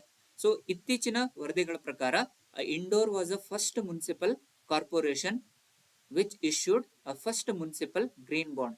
ಸೊ ಗ್ರೀನ್ ಬಾಂಡ್ ಅಂತ ಬಂದಾಗ usually it was aimed at retail investors with the revenues going towards funding the solar power plant. So ಅಂದ್ರೆ ಗ್ರೀನ್ ಎನರ್ಜಿಗೆ ಹೆಚ್ಚು ಪ್ರಾಮುಖ್ಯತೆಯನ್ನು ಕೊಡ್ತಾ ಇದೆ, ಆ ಗ್ರೀನ್ ಎನ್ವಿರಾನ್ಮೆಂಟ್ ಗೆ ಅತಿ ಹೆಚ್ಚು ಪ್ರಾಮುಖ್ಯತೆಯನ್ನು ಕೊಡ್ತಾ ಇದೆ. ಸೊ ಇದರ ಮುಖ್ಯ ಗುರಿ ಏನು ಅಂದ್ರೆ ಸೌರ ಸ್ಥಾವರಕ್ಕಾಗಿ ನಿಧಿಗಾಗಿ ಆದಾಯಗಳನ್ನು ಸಂಗ್ರಹಣೆ ಮಾಡುವಂತದ್ದು ಇದರ ಮುಖ್ಯ ಉದ್ದೇಶವಾಗಿದೆ. So it plans to sell a 10-year bond in December 2022 in order to raise up to 2.6 billion. So ನಾವು ಆಲ್ರೆಡಿ ಹೇಳಿದೀವಿ, ಸೊ ಗ್ರೀನರಿ ಇನ್ವೆಸ್ಟ್ಮೆಂಟ್ಸ್ ಅನ್ನ ಹೆಚ್ಚು ಮಾಡ್ಲಿಕ್ಕೋಸ್ಕರವಾಗಿ, ಗ್ರೀನರಿಗೆ ಹೆಚ್ಚಿನ ಅವಕಾಶಗಳನ್ನ ನೀಡ್ಲಿಕ್ಕೆ, ಹಸಿರು ಉತ್ಪಾದನೆಯನ್ನ ಹೆಚ್ಚು ಮಾಡ್ಲಿಕ್ಕೋಸ್ಕರವಾಗಿ ಜನರಿಗೆ ಈ ಬಾಂಡ್ ಗಳನ್ನ ವಿತರಣೆ ಮಾಡ್ತಿರುವಂತದ್ದನ್ನು ನಾವು ಕಾಣಬಹುದು. Next article, first app recently it was there in the news. It is India's first sticker based debit card ಅಂತ ನೋಡ್ತೇವೆ. ಸೊ ಭಾರತದ ಮೊದಲ ಸ್ಟಿಕ್ಕರ್ ಆಧಾರಿತ ಡೆಬಿಟ್ ಕಾರ್ಡ್ ಅಂತ ನೋಡ್ತೇವೆ ನಾವು. So just like it is tap and pay ಅಂತ ನೋಡ್ತೇವೆ, or it's just like tap and pay ಅಂತ ಬಂದಾಗ, ಸೊ ಇಲ್ಲಿ ಫಸ್ಟ್ ಆಪ್ ಅನ್ನುವಂಥದ್ದು ಈ ಆಪ್ ಅನ್ನ ಅನುಸಾರವಾಗಿ ಇಲ್ಲಿ ನಾವೇನ್ ಮಾಡಬಹುದು, ಟ್ಯಾಪ್ ಅಂಡ್ ಪೇ ಅಂತ ನೋಡಬಹುದು. Especially just like a metro card. So metro card ಯಾವ ರೀತಿ ನಮಗೆ ಇರುತ್ತೋ ಅದೇ ರೀತಿಯಲ್ಲಿ ಆ ಟ್ಯಾಪ್ ಅಂಡ್ ಪೇ ಅನ್ನುವಂಥದ್ದು ಫಸ್ಟ್ ಆಪ್ ಸಹ ಅದೇ ರೀತಿಯಲ್ಲಿ ಯಾವುದು ಕಾರ್ಯನಿರ್ವಹಣೆ ಮಾಡುವಂತದ್ದನ್ನ ನೋಡ್ತೀವಿ ನಾವು. ಸೊ ಮುಖ್ಯವಾಗಿ ಫಾರ್ ಲೆಸ್ ದೆನ್ 5,000 ರುಪೀಸ್ಗೆ ಯಾವುದೇ ರೀತಿಯಲ್ಲಿ ನಾವು ಪಿನ್ ಅನ್ನು ಬಳಸುವಂತಿಲ್ಲ. ಅಂದ್ರೆ just we can tap and pay without any pin. ಕರೆಕ್ಟಾ? ಇದಕ್ಕೆ ಪಿನ್ ಅವಶ್ಯಕತೆ ಇರೋದಿಲ್ಲ. And if it was more than 5,000 rupees, if we want to invest or if we want to invest, expend more than 5,000 rupees, or if we want to pay more than 5,000 rupees, then we need a pin. Tap and pay ಅಂತ ಹೇಳ್ತೀವಿ, but where it requires a pin ಅಂತ ನೋಡ್ತೀವಿ ನಾವು. So ಇಲ್ಲಿ pin 5,000ಕ್ಕಿಂತ ಒಳಗಿನ ವೆಚ್ಚಗಳಿಗಾಗಿ ಯಾವುದೇ ರೀತಿಯಾದ ಪಿನ್ಗಳ ಅಳವಡಿಕೆ ಇಲ್ಲ. ಜಸ್ಟ್ ಅದನ್ನ ಟ್ಯಾಪ್ ಮಾಡಿ ನಾವು ಪೇ ಮಾಡಬಹುದು. 5,000ಕ್ಕಿಂತ ಹೆಚ್ಚಿನ ಆದಾಯಗಳು ಅಥವಾ ವೆಚ್ಚಗಳನ್ನು ಮಾಡುವಂತ ಸಂದರ್ಭದಲ್ಲಿ ಪಿನ್ ಅತ್ಯವಶ್ಯಕವಾಗಿ ನಮಗೆ ಬೇಕೇ ಬೇಕಾಗುತ್ತೆ.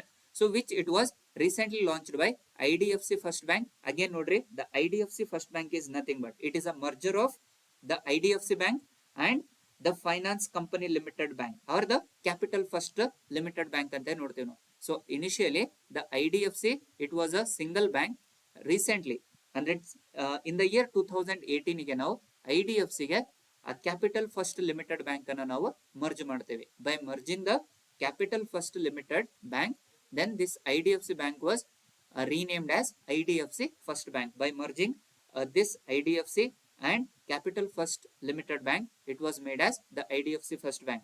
So merge ಆಗಿರುವಂತದ್ದು 2018ರಲ್ಲಿ ಇನ್ಫ್ರಾಸ್ಟ್ರಕ್ಚರ್ ಡೆವಲಪ್ಮೆಂಟ್ ಫೈನಾನ್ಸ್ ಕಂಪನಿ ಅಂತ ನೋಡ್ತೀವಿ. IDFC which is nothing but infrastructure development finance company which was merged to Capital First Limited Bank in the year 2018, and this was the IDFC First Bank which launched this first app ಅಂತೇಳಿ ನೋಡ್ತಾ ಇದ್ದೀವಿ ನಾವು, in association with the National Payment Corporation of India.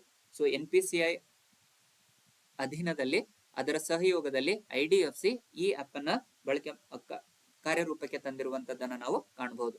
So this card allows a user to make transactions by simply tapping the sticker on near field communicator. So ಇಲ್ಲಿ ನಾವು already ಹೇಳಿದೆವು, just ಯಾವುದೇ ಒಬ್ಬ ಬಳಕೆದಾರ ಸೊ ಆ ಯಾವುದು card ಅನ್ನ tap ಮಾಡಿ ಪೇ ಮಾಡ್ಲಿಕ್ಕೆ ಅವಕಾಶವನ್ನು ಮಾಡಿಕೊಡ್ತಾ ಇದೆ. ಅಂದ್ರೆ ಪೇಮೆಂಟ್ ಗೇಟ್ ವೇಸ್ ಅನ್ನ ಈಸಿ ಮಾಡ್ಲಿಕ್ಕೋಸ್ಕರವಾಗಿ ಇದನ್ನು ಜಾರಿಗೆ ತಂದಿರುವಂತದ್ದನ್ನ ನಾವು ನೋಡ್ತೇವೆ. So national payments corporation of India ಇದು ರಿಸರ್ವ್ ಬ್ಯಾಂಕ್ ನ ವಿಶೇಷ ವಿಭಾಗವಾಗಿದ್ದು ಚಿಲ್ಲರೆ ಹಣ ಪಾವತಿ ಮತ್ತು ಕಾರ್ಯನಿರ್ವಹಣೆಯನ್ನ ನಿರ್ವಹಿಸುವಂತ ಒಂದು ಘಟಕ ಅಂತೇಳಿ ಗೊತ್ತಿರಲಿ. ಸೊ ಈ ಯಾವುದು the national payment corporation of India which was incorporated in 2008. Next, Kirit Parikh committee ಅಂತ ನೋಡ್ತೀವಿ ನಾವು. ಸೊ ನೇರವಾದ ಪ್ರಶ್ನೆನ ಕೇಳಬಹುದು. ಈ ಸಮಿತಿಗೆ ಅನುಗುಣವಾಗಿರುವಂತಹ ಪ್ರಶ್ನೆಗಳನ್ನ ನಾವು ಕಾಂಪಿಟೇಟಿವ್ ಎಕ್ಸಾಮ್ ಅಲ್ಲಿ ಎಕ್ಸ್ಪೆಕ್ಟ್ ಮಾಡಬಹುದು. ಸೊ ಇಲ್ಲಿ ಒಂದು ಕಡೆ ಹೇಳ್ತಾನೆ, ಅಥವಾ ಈ ಕೆಳಗಿನ ಯಾವ ಅಂಶಕ್ಕೆ ಕಿರಿಟ್ ಪಾರಿಕ್ ಸಮಿತಿ ಅಸ್ತಿತ್ವಕ್ಕೆ ಬಂದಿದೆ ಅಂತ ಕೇಳಬಹುದು. ಸೊ ಇಲ್ಲಿ ಅನಿಲ ದರ ಕುರಿತಂತೆ ಈ ಪ್ಯಾನಲ್ ಇತ್ತೀಚೆಗಷ್ಟೇ ವರದಿಯನ್ನು ನೀಡಿರುವಂತದನ್ನು ನೋಡ್ತೀವಿ. As India is largely dependent on imports of crude oil. ಕರೆಕ್ಟಾ? ಸೊ ಅಗೇನ್ ಇಂಪೋರ್ಟ್ಸ್ ಅಂತ ಬಂದಾಗ, ಕ್ರೂಡ್ ಆಯಿಲ್ ಅಂತ ಬಂದಾಗ ಅತಿ ಹೆಚ್ಚು ಆಮದುಗಳನ್ನು ಮಾಡಿಕೊಳ್ಳುವಂತ ದೇಶದಲ್ಲಿ ಭಾರತವು ಒಂದಾಗಿದೆ. ಸೊ ಅಗೇನ್ ನಾವು ದಿನದಿಂದ ದಿನಕ್ಕೆ ನೋಡ್ತಿರ್ಬೋದು, ದ ಪೆಟ್ರೋಲ್ ಮತ್ತೆ ಡೀಸೆಲ್ ಗಳ ಬೆಲೆಗಳು ಹೆಚ್ಚಾಗ್ತಿರುವಂತದನ್ನ ಕಾಣ್ತಾ ಇದೀವಿ. ಅದಕ್ಕೆ ಮುಖ್ಯ ಕಾರಣ ಏನಂದ್ರೆ it is due to the imports. So ಅತಿ ಹೆಚ್ಚು ನಾವು ಗಲ್ಫ್ ಕಂಟ್ರೀಸ್ ಇಂದ ಅತಿ ಹೆಚ್ಚು ಕ್ರೂಡ್ ಆಯಿಲ್ ಅನ್ನ, ಕಚ್ಚಾ ತೈಲವನ್ನ ನಾವು ಆಮದು ಮಾಡ್ಕೊಳ್ಳುವಂತದನ್ನ ನೋಡ್ತೇವೆ. ಸೊ ಅತಿ ಹೆಚ್ಚು ತೈಲಗಳನ್ನ ಆಮದು ಮಾಡ್ಕೊಳ್ಳುವಂತ ಕಾರಣದಿಂದಾಗಿ ಇದರ ಬೆಲೆಗಳು ನಮ್ಮ ದೇಶದಲ್ಲಿ ಹೆಚ್ಚಾಗ್ತಿರುವಂತದನ್ನ ನೋಡ್ತೀವಿ. And anyways this crude oil or petrol or diesel it is not a part of GST. So ಇದರ ಬೆಲೆಗಳು ಹೆಚ್ಚಾಗ್ಲಿಕ್ಕೆ ಕಾರಣ ಏನು ಅಂತಂದ್ರೆ ಇದು GST ಅಡಿಯಲ್ಲಿ ಇಲ್ಲದೆ ಇರುವಂತದನ್ನ ನಾವು ನೋಡಬಹುದು. ಯಾಕಂದ್ರೆ ವಿತ್ ರೆಸ್ಪೆಕ್ಟ್ ಟು GST ಅಂತ ಬಂದಾಗ where you can expect definitely a question for the competitive exam. So ಈ ಕೆಳಗಿನ ಯಾವ ವಸ್ತುಗಳು GST ಅಡಿಯಲ್ಲಿ ಇಲ್ಲ ಅಂತ ಕೇಳಬಹುದು. ಸೊ ನೆನಪಲ್ಲಿರ್ಲಿ, crude oil is not a part of or it is not subsumed under the GST. So ಅದು ಗೊತ್ತಿರಲಿ. ಸೊ ಜನವರಿ 1, 2026ರಿಂದ ನೈಸರ್ಗಿಕ ಅನಿಲ ಕುರಿತಂತೆ ಭಾರತವು ಮುಕ್ತ ಹಾಗೂ ಮಾರುಕಟ್ಟೆ ನಿರ್ಧಾರಿತ ಬೆಲೆ ಇಡಬೇಕೆಂದು ಶಿಫಾರಸನ್ನು ನೀಡಿದೆ. ಸೊ ಈ ಕಿರಿಟ್ ಪಾರಿಕ್ ಸಮಿತಿಯ ಶಿಫಾರಸು ಏನು ಅಂತಂದ್ರೆ ಮುಕ್ತ ಮಾರುಕಟ್ಟೆ ನಿರ್ಧಾರಿತ ಬೆಲೆಯನ್ನ ಜಾರಿಗೆ ತರುವಂತದಕ್ಕೆ ಹೆಚ್ಚಿನ ಆದ್ಯತೆಯನ್ನ ನೀಡ್ತಾ ಇದೆ. ಸೊ ಆಸ್ ಆಫ್ ನೌ ಈಗ ಅನಿಲದ ಕುರಿತಂತೆ ಅಥವಾ ನೈಸರ್ಗಿಕ ಅನಿಲ ಭಾರತಕ್ಕೆ ಅನುಗುಣವಾಗಿ ಯಾವ ಕಂಪನಿಗಳು ಇದರ ಅಥವಾ ಯಾರು ಇದರ ಬೆಲೆಯನ್ನ ನಿರ್ಧಾರ ಮಾಡ್ತಾರೆ ಅಂದ್ರೆ it is a government of India, Bharat ಸರ್ಕಾರ ಇದರ ಬೆಲೆಯನ್ನ ನಿರ್ಧಾರ ಮಾಡ್ತಾ ಇದೆ. ನೈಸರ್ಗಿಕ ಅನಿಲದ ಬೆಲೆಯನ್ನ ನಿರ್ಧಾರ ಮಾಡುವಂತದ್ದು ಭಾರತ ಸರ್ಕಾರ. ಎಸ್ಪೆಷಲಿ ಭಾರತ ಸರ್ಕಾರನು ಸಹ ಅದರಲ್ಲಿನೂ ಸಹ 80% of the production it was from only two companies. One is ONGC and OIL. ಮತ್ತೆ ONGC ಕಂಪನಿಗಳು ಇದರಲ್ಲಿ ಸರಿಸುಮಾರು 80% ಶೇರ್ ಅನ್ನು ಹೊಂದಿರುವಂತದನ್ನ ನೋಡ್ತೇವೆ. ಸೊ ಹಾಗಾಗಿ ಇಲ್ಲಿ ಮಾರುಕಟ್ಟೆ ನಿರ್ಧಾರಿತ ಬೆಲೆಯನ್ನ ಜಾರಿಗೆ ತರಲಿಕ್ಕೆ ಈ ಸಮಿತಿ ಅಸ್ತಿತ್ವಕ್ಕೆ ಬಂದಿರುವಂತದನ್ನ ನೋಡ್ತೇವೆ. ಸೊ ಇದರ ಮುಖ್ಯ ಉದ್ದೇಶ ಏನು ಅಂತಂದ್ರೆ ಇದನ್ನ ಮಾರುಕಟ್ಟೆ ನಿರ್ಧಾರಿತ ಬೆಲೆಯನ್ನ ತರುವಂತದ್ದು ಅಷ್ಟೇ ಅಲ್ಲ, ಕೇಂದ್ರದಿಂದ ವಿಧಿಸಲಾಗುವ ಅಬಕಾರಿ ಸುಂಕ ಮತ್ತು ರಾಜ್ಯಗಳು ವಿಧಿಸುವ ವ್ಯಾಟ್ಗಳ ಮೂಲಕ GST ಗೆ ನೈಸರ್ಗಿಕ ಅನಿಲವನ್ನು ಸೇರಿಸುವಂತದ್ದು ಸಹ ಇದರ ಮುಖ್ಯ ಉದ್ದೇಶವಾಗಿರುತ್ತೆ. ಸೊ ಅರ್ಲಿಯರ್ ನಾವು ಆಲ್ರೆಡಿ ಡಿಸ್ಕಸ್ ಮಾಡಿರುವ ಹಾಗೆ crude oil is not a part of GST. So ಹಾಗಾಗಿ ಈ ಕ್ರೂಡ್ ಆಯಿಲ್ ಅನ್ನ ಅಥವಾ ದಿಸ್ ನ್ಯಾಚುರಲ್ ಗ್ಯಾಸ್ ಅನ್ನ GST ಅಲ್ಲಿ ಸಬ್ಸ್ಯೂಮ್ ಮಾಡಬೇಕು ಅಂತೇಳಿ ಶಿಫಾರಸನ್ನ ನೀಡ್ತಾ ಇದೆ. ಸೊ ಅದರ ಅಡಿಯಲ್ಲಿ ಆಸ್ ಆಫ್ ನೌ ವ್ಯಾಟ್ ಅನ್ನು ಇದೆ. So value added tax will be collected by the state government with respect to this natural gas, and the central government which will collect this excise duty. So ಅಬಕಾರಿ ಸುಂಕವನ್ನ ಕೇಂದ್ರ ಸರ್ಕಾರ ನಿಗದಿ ಮಾಡ್ತಾ ಇದೆ, ಅದು ಸಂಗ್ರಹಣೆಯನ್ನು ಮಾಡ್ತಾ ಇದೆ. ವ್ಯಾಟ್ ಗಳ ಮೂಲಕ ರಾಜ್ಯ ಸರ್ಕಾರಗಳು ಸಹ ಇದರಲ್ಲಿ ಹಣವನ್ನ ಯಾವುದು ತೆರಿಗೆಯನ್ನ ಸಂಗ್ರಹಿಸುವಂತದನ್ನ ನಾವು ಕಾಣಬಹುದು. ಸೊ ಹಾಗಾಗಿ ಇಲ್ಲಿ ನಾವೇನ್ ಹೇಳ್ತಾ ಇದೀವಿ, ಕಮಿಟಿ ಶಿಫಾರಸುಗಳನ್ನು ಮಾಡ್ತಿರುವಂತದ್ದು ಏನಂದ್ರೆ it has to be subsumed under the GST. So ಒಂದು ವೇಳೆ ನೈಸರ್ಗಿಕ ಅನಿಲ GST ಅಡಿಯಲ್ಲಿ ಸೇರ್ಪಡೆಗೊಂಡಿದ್ದೇ ಆದಲ್ಲಿ ಆಲ್ಮೋಸ್ಟ್ ನಾವು ಇಂಪೋರ್ಟ್ಸ್ ಮಾಡ್ಕೊಳ್ಳುವಂತದನ್ನ ಕಡಿಮೆ ಮಾಡ್ಕೊಳ್ಬಹುದು ಅಂತ ಹೇಳ್ತಾ ಇದೆ. ಸೊ ಯಾವ ರೀತಿ ಅಂತಂದ್ರೆ and almost the prices of the natural gas it will be reduce to 10% ಅಂತ ಹೇಳ್ತಾ ಇದೆ. ಸೊ ಈಗ ನಾವೇನ್ ಹಣವನ್ನ ಪಾವತಿ ಮಾಡ್ತಾ ಇದೀವೋ ಅದಕ್ಕೆ ಕಂಪೇರ್ ಮಾಡಿದಾಗ the price of the crude oil almost ಕಡಿಮೆ ಆಗುವಂತದನ್ನ ನೋಡ್ತೀವಿ. ಲೆಸ್ ದೆನ್ 10% ಅಷ್ಟು, ಅಪ್ರಾಕ್ಸಿಮೇಟ್ಲಿ ಈಕ್ವಲ್ ಟು 10% ಅಷ್ಟು ಕಡಿಮೆ ಆಗುವಂತದನ್ನ ನಾವು ಕಾಣಬಹುದಾಗಿದೆ. ಸೊ ಹಾಗಾಗಿ ದಿಸ್ ಕಿರಿತ್ ಪಾರಿಕ್ ಸಮಿತಿ ನೈಸರ್ಗಿಕ ಅನಿಲದ ಕುರಿತಾದ ಮಾಹಿತಿಯನ್ನ ನೀಡ್ತಾ ಇದೆ. ಅದರ ಅಡಿಯಲ್ಲಿ ಕೆಲವು ಶಿಫಾರಸುಗಳನ್ನ ನೀಡ್ತಾ ಇದೆ. ಸೊ ಶಿಫಾರಸುಗಳು ಯಾವ್ಯಾವು ಅಂತಂದ್ರೆ 2026ಕ್ಕೆ ಇದರಲ್ಲಿ ನೈಸರ್ಗಿಕ ಅನಿಲ ಕುರಿತಂತೆ ಮುಕ್ತ ಮಾರುಕಟ್ಟೆಯ ಅನುಸಾರವಾಗಿ ನಿರ್ಧಾರಿತ ಬೆಲೆಗಳಿಗೆ ನೀಡುವಂತದ್ದು ಇದರ ಮುಖ್ಯ ಶಿಫಾರಸು. ಅದೇ ರೀತಿ ಕೇಂದ್ರ ಸರ್ಕಾರ ಏನು ಅಬಕಾರಿ ಸುಂಕವನ್ನ ಸಂಗ್ರಹಣೆ ಮಾಡ್ತಾ ಇದೆ, ಅದೇ ರೀತಿ ವ್ಯಾಟ್ ಅನ್ನು ಸಹ ಸಂಗ್ರಹಣೆ ಮಾಡ್ತಾ ಇದೆ. ರಾಜ್ಯಗಳು ವ್ಯಾಟ್ ಸಂಗ್ರಹಣೆ ಮಾಡ್ತಾ ಇದಾವೆ. ಸೊ ಇವೆರಡನ್ನು ರದ್ದು ಮಾಡಿ ನೈಸರ್ಗಿಕ ಅನಿಲವನ್ನು ಸಹ GST ಅಡಿಯಲ್ಲಿ ಜಾರಿಗೆ ತರುವಂತದ್ದು ಇದರ ಮುಖ್ಯ ಪ್ರಯತ್ನವಾಗಿರುತ್ತೆ.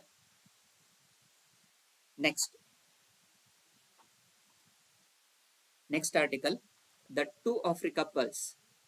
ಸೊ ರೀಸೆಂಟ್ ಆಗಿ ಭಾರತಿ ಏರ್ಟೆಲ್ ಹಾಗೂ Meta jointly investing in global connectivity for infrastructure project that would extend to Africa Pulse in India. So to Africa Pulse ಇತ್ತೀಚೆಗೆ ಮೂಲ ಸೌಕರ್ಯ ಜಾಗತಿಕ ಸಂವಹನ ಅಂತೇಳಿ ಬಂದಾಗ ದ ಕಮ್ಯುನಿಕೇಶನ್ ಅನ್ನು ಎಸ್ಟಾಬ್ಲಿಷ್ ಮಾಡಲಿಕ್ಕೆ ಇಂಟರ್ನೆಟ್ ಬ್ರಾಡ್ಬ್ಯಾಂಡ್ ಅಥವಾ ಕನೆಕ್ಟಿವಿಟಿಯನ್ನು ಹೆಚ್ಚು ಸಹಕಾರಿಯಾಗಲಿಕ್ಕೋಸ್ಕರವಾಗಿ ಭಾರತೀಯ ಏರ್ಟೆಲ್ ಮತ್ತು ಮೆಟಾ ಜಂಟಿಯಾಗಿ ಹೂಡಿಕೆ ಮಾಡುವ ಮೂಲಕ ಭಾರತದಲ್ಲಿ ಈ ಟು ಆಫ್ರಿಕಾ ಪರ್ಲ್ಸ್ ಅನ್ನ ವಿಸ್ತರಣೆ ಮಾಡಲಿಕ್ಕೆ ಆಸಕ್ತಿಯನ್ನು ತೋರಿರುವಂತದನ್ನು ನೋಡ್ತೇವೆ. ಸೊ ಈ ಟು ಆಫ್ರಿಕಾ ಪರ್ಲ್ಸ್ ಇದು ವಿಶ್ವದಲ್ಲೇ ಅತಿ ದೊಡ್ಡದಾದ ಉಪಸಮುದ್ರ ಕೇಬಲ್ ಆಗಿರುವಂತದ್ದು ಸಹ ಗಮನಾರ್ಹವಾಗಿದೆ. The two Africa pearls is one of the largest subsea cable systems around the world ಅಂತ ನೆನಪಲ್ಲಿ. So usually it was interconnected to. So ನೇರವಾದ ಪ್ರಶ್ನೆಯನ್ನ ಇಲ್ಲಿ ನಾವು ಎಕ್ಸ್ಪೆಕ್ಟ್ ಮಾಡಬಹುದು. So usually the two Africa pearls it was interconnected to Africa, Europe and Asia. So Asia, Europe ಮತ್ತು Africa ಖಂಡಕ್ಕೆ ಮೂರು ಖಂಡಗಳಿಗೆ ಅನ್ವಯವಾಗುವ ರೀತಿಯಲ್ಲಿ ಇಂಟರ್ನೆಟ್ ಕನೆಕ್ಟಿವಿಟಿಯನ್ನ ಇಲ್ಲಿ ಸಿದ್ಧಪಡಿಸ್ತಾ ಇದೆ. ದ ನೆಕ್ಸ್ಟ್ ಆರ್ಟಿಕಲ್, ಕನಿಷ್ಠದಿಂದ ಜೀವಿತಾವಧಿ ಕೂಲಿ. So again very important part with respect to the economy. Minimum to living wages ಅಂತ ಹೇಳ್ತಾ ಇದೀವಿ. ಸೊ ಇಲ್ಲಿ ಮಿನಿಮಮ್ ವೇಜಸ್ ಅಂದ್ರೆ ಏನು, ಲಿವಿಂಗ್ ವೇಜಸ್ ಅಂದ್ರೆ ಏನು ಅಂತ ಗೊತ್ತಿರ್ಬೇಕು. ಸೊ ಇದು ಅರ್ಥ ಆಗ್ಬೇಕು ಅಂತಂದ್ರೆ ಅಲ್ಟಿಮೇಟ್ಲಿ ಎಕನಾಮಿಯಲ್ಲಿ ನಿಮಗೆ ದ ಅಬ್ಸಲ್ಯೂಟ್ ಪಾವರ್ಟಿ ಅಂತ ಹೇಳಿ ಗೊತ್ತಿರ್ಬೇಕು, ಆಮೇಲೆ ದ ರಿಲೇಟಿವ್ ಪಾವರ್ಟಿ ಅಂದ್ರೆ ಏನು ಅಂತ ಹೇಳಿ ಗೊತ್ತಿರ್ಬೇಕಾಗತ್ತೆ. ಸೊ ಅಬ್ಸಲ್ಯೂಟ್ ಪಾವರ್ಟಿ ಅಂದ್ರೆ ಏನು, ರಿಲೇಟಿವ್ ಪಾವರ್ಟಿ ಅಂದ್ರೆ ಏನು. ಸೊ ಇವೆರಡು ನಮಗೆ ಕಾನ್ಸೆಪ್ಟ್ಸ್ ಇದಕ್ಕೆ ರಿಲೇಟ್ ಆಗ್ತಾ ಇದಾವೆ. ಸೊ ಇಲ್ಲಿ ಆ ಮಿನಿಮಮ್ ವೇಜಸ್ ಅನ್ನುವಂಥದ್ದು ಏನಿದೆ ಅಲ್ಲ, that is the absolute poverty. ಅಂದ್ರೆ ಮಿನಿಮಮ್ ವೇಜಸ್ ಅನ್ನ ಕೊಡ್ತಾ ಇದೆ, ಆ ದಿನಗೂಲಿಯನ್ನ ನೀಡ್ತಾ ಇದೆ. ಸೊ ಆ ದಿನಗೂಲಿಯಿಂದ ತಮ್ಮ ಅವಶ್ಯಕತೆಗಳಿಗೆ ಅನುಸಾರವಾಗಿರುವಂತಹ ವಸ್ತುಗಳನ್ನ ಅವರು ಪೂರೈಸಿಕೊಳ್ಳಬಹುದಾಗತ್ತೆ. ಆದ್ರೆ ರಿಲೇಟಿವ್ ಪಾವರ್ಟಿ ಅಂತ ಬಂದಾಗ ಇದನ್ನ ನಾವು ಲಿವಿಂಗ್ ವೇಜಸ್ ಅಂತ ಹೇಳಿ ಕರಿತೀವಿ. So it is a part of living wages. Absolute poverty is a part of minimum wages, and living wages can be interconnected to the relative poverty. ಅಂದ್ರೆ ಅವಶ್ಯಕತೆಗಳಿಗೆ ಅನುಸಾರವಾಗಿ ವಸ್ತುಗಳ ಅಥವಾ ಸರಕುಗಳನ್ನು ಪೂರೈಸಿಕೊಳ್ಳುವಂತದನ್ನ ನಾವು ಮಿನಿಮಮ್ ವೇಜಸ್ ಅಂತ ಕರಿತೀವಿ, ಕನಿಷ್ಠ ಅಂತ ಹೇಳಿ ಕರಿತೀವಿ.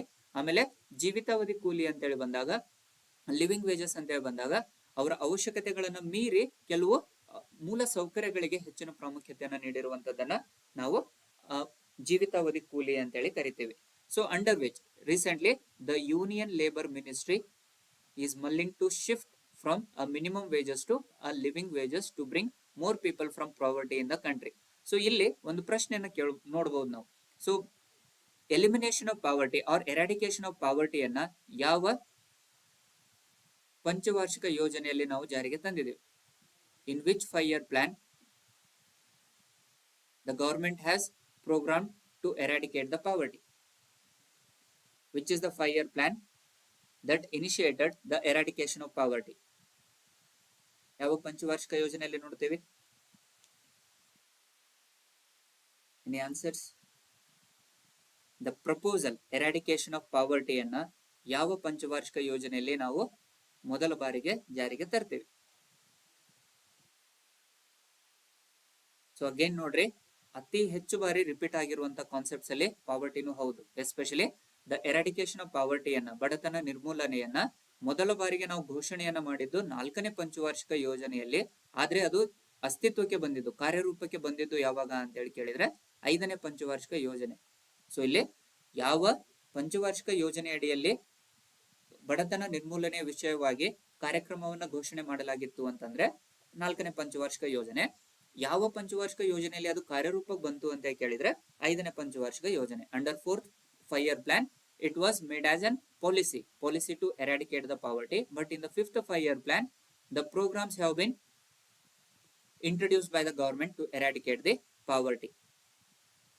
So the living wages ಅಂದ್ರೆ ಏನು, minimum wages ಅಂದ್ರೆ ಏನು ಅಂತ ಹೇಳಿ ಆಲ್ರೆಡಿ ನಾವು ಡಿಸ್ಕಸ್ ಮಾಡಿದ್ದೇವೆ. So living wages is nothing but it is the income level that enables an individual or a family to afford adequate shelter, food, health care and other basic necessities. But in terms of minimum wages, it is the lowest amount of money where he can earn as mandated by the law, and it does not change based on inflation. Again illೊಂದು point ನೆನಪಲ್ಲಿ ಇರಲಿ ನಿಮಗೆ. So living wages ಅಲ್ಲಿ where inflation will be added, the living wages are focusing on the inflation. Depending upon the inflation, the living wages will be increased or maybe decreased. But with respect to minimum wages ಅಂತ ಬಂದಾಗ where we are not considering the value of inflation. So ಇಲ್ಲಿ ಹಣದುಬ್ಬರಕ್ಕೆ ಅನುಸಾರವಾಗಿ ನಾವು ನೋಡುವಂತದ್ದಾದ್ರೆ, ಹಣದುಬ್ಬರಕ್ಕೆ ಅನುಸಾರವಾಗಿ ಒಬ್ಬ ವ್ಯಕ್ತಿಯ ಆದಾಯಗಳು ಹೆಚ್ಚಾಗ್ತಾ ಇದೆ ಅಂತಂದ್ರೆ ಅದನ್ನ ನಾವು ಜೀವಿತಾವಧಿ ಕೂಲಿ ಅಂತ ಹೇಳಿ ಕರಿತೀವಿ. ಆದ್ರೆ ಹಣದುಬ್ಬರ ಯಾವುದೇ ಅಂಶವನ್ನ ನಾವು ಪರಿಗಣನೆಗೆ ತೆಗೆದುಕೊಳ್ಳದೆ ಅವನ ಕನಿಷ್ಠ ಆದಾಯವನ್ನ ನಿಗದಿ ಮಾಡ್ತಿರುವಂತದನ್ನ ನಾವು ಕನಿಷ್ಠ ಕೂಲಿ ಅಂತ ಹೇಳಿ ಕರಿತೀವಿ. ಹೋಪ್ ನಿಮ್ಗೆ ಅರ್ಥ ಆಗಿದೆ ಅಂತ ಅನ್ಕೊಳ್ತೇನೆ. ಏನಾದ್ರು ಡೌಟ್ಸ್ ಇದ್ರೆ ನಮ್ಮ ಟೆಲಿಗ್ರಾಮ್ ಚಾನೆಲ್ಗೆ ನೀವು ಹೋಗ್ಬಹುದು. ಸೊ ನಮ್ಮ ಇನ್ನೂ ಏನಾದ್ರು ನಿಮಗೆ ಇದನ್ನು ಬಿಟ್ಟು ಇನ್ನೂ ಏನಾದ್ರು ನಿಮ್ಗೆ ಅವಶ್ಯಕತೆ ಇದ್ದಲ್ಲಿ, ನಮ್ಮಿಂದ ಏನೇ ಸಹಾಯ ಬೇಕಿದ್ದೆ ಆದಲ್ಲಿ ಅಥವಾ ನಿಮ್ಗೆ ಯಾವುದೇ ಕಂಟೆಂಟ್ ಬೇಕಿದ್ದೆ ಆದಲ್ಲಿ ನಮ್ಗೆ ನೀವು ನಮ್ಮ ಟೆಲಿಗ್ರಾಮ್ ಮೂಲಕ ತಿಳಿಸಬಹುದು. ಸೊ ಅದಕ್ಕನುಸಾರವಾಗಿ ನಾವು ಇನ್ನು ನಿಮ್ಗೆ ಹತ್ತಿರ ಆಗ್ಲಿಕ್ಕೆ ಪ್ರಯತ್ನವನ್ನ ಮಾಡ್ತೇವೆ. ಸೊ ಏನಾದ್ರು ಡೌಟ್ಸ್ ಇದ್ರೆ ನೀವು ನಮ್ಮ ಟೆಲಿಗ್ರಾಮ್ಗೆ ಕಾಂಟ್ಯಾಕ್ಟ್ ಮಾಡಬಹುದು. ಹೋಪ್ ಎಲ್ಲರಿಗೂ ಅರ್ಥ ಆಗಿದೆ ಅಂತ ಅನ್ಕೊಳ್ತಾ, ಇನ್ನು ಉಳಿದಿರುವಂತ ಟಾಪಿಕ್ಸ್ ಇದಾವೆ. ಇನ್ನು ಕೆಲವು ಆರ್ಟಿಕಲ್ಸ್ ಗಳನ್ನ ನಾವು ಡಿಸ್ಕಸ್ ಮಾಡಬೇಕು. ಅವುಗಳನ್ನ ಮುಂದಿನ ತರಗತಿಗಳಲ್ಲಿ ನಾವು ಚರ್ಚೆ ಮಾಡೋಣ. Till then thank you very much.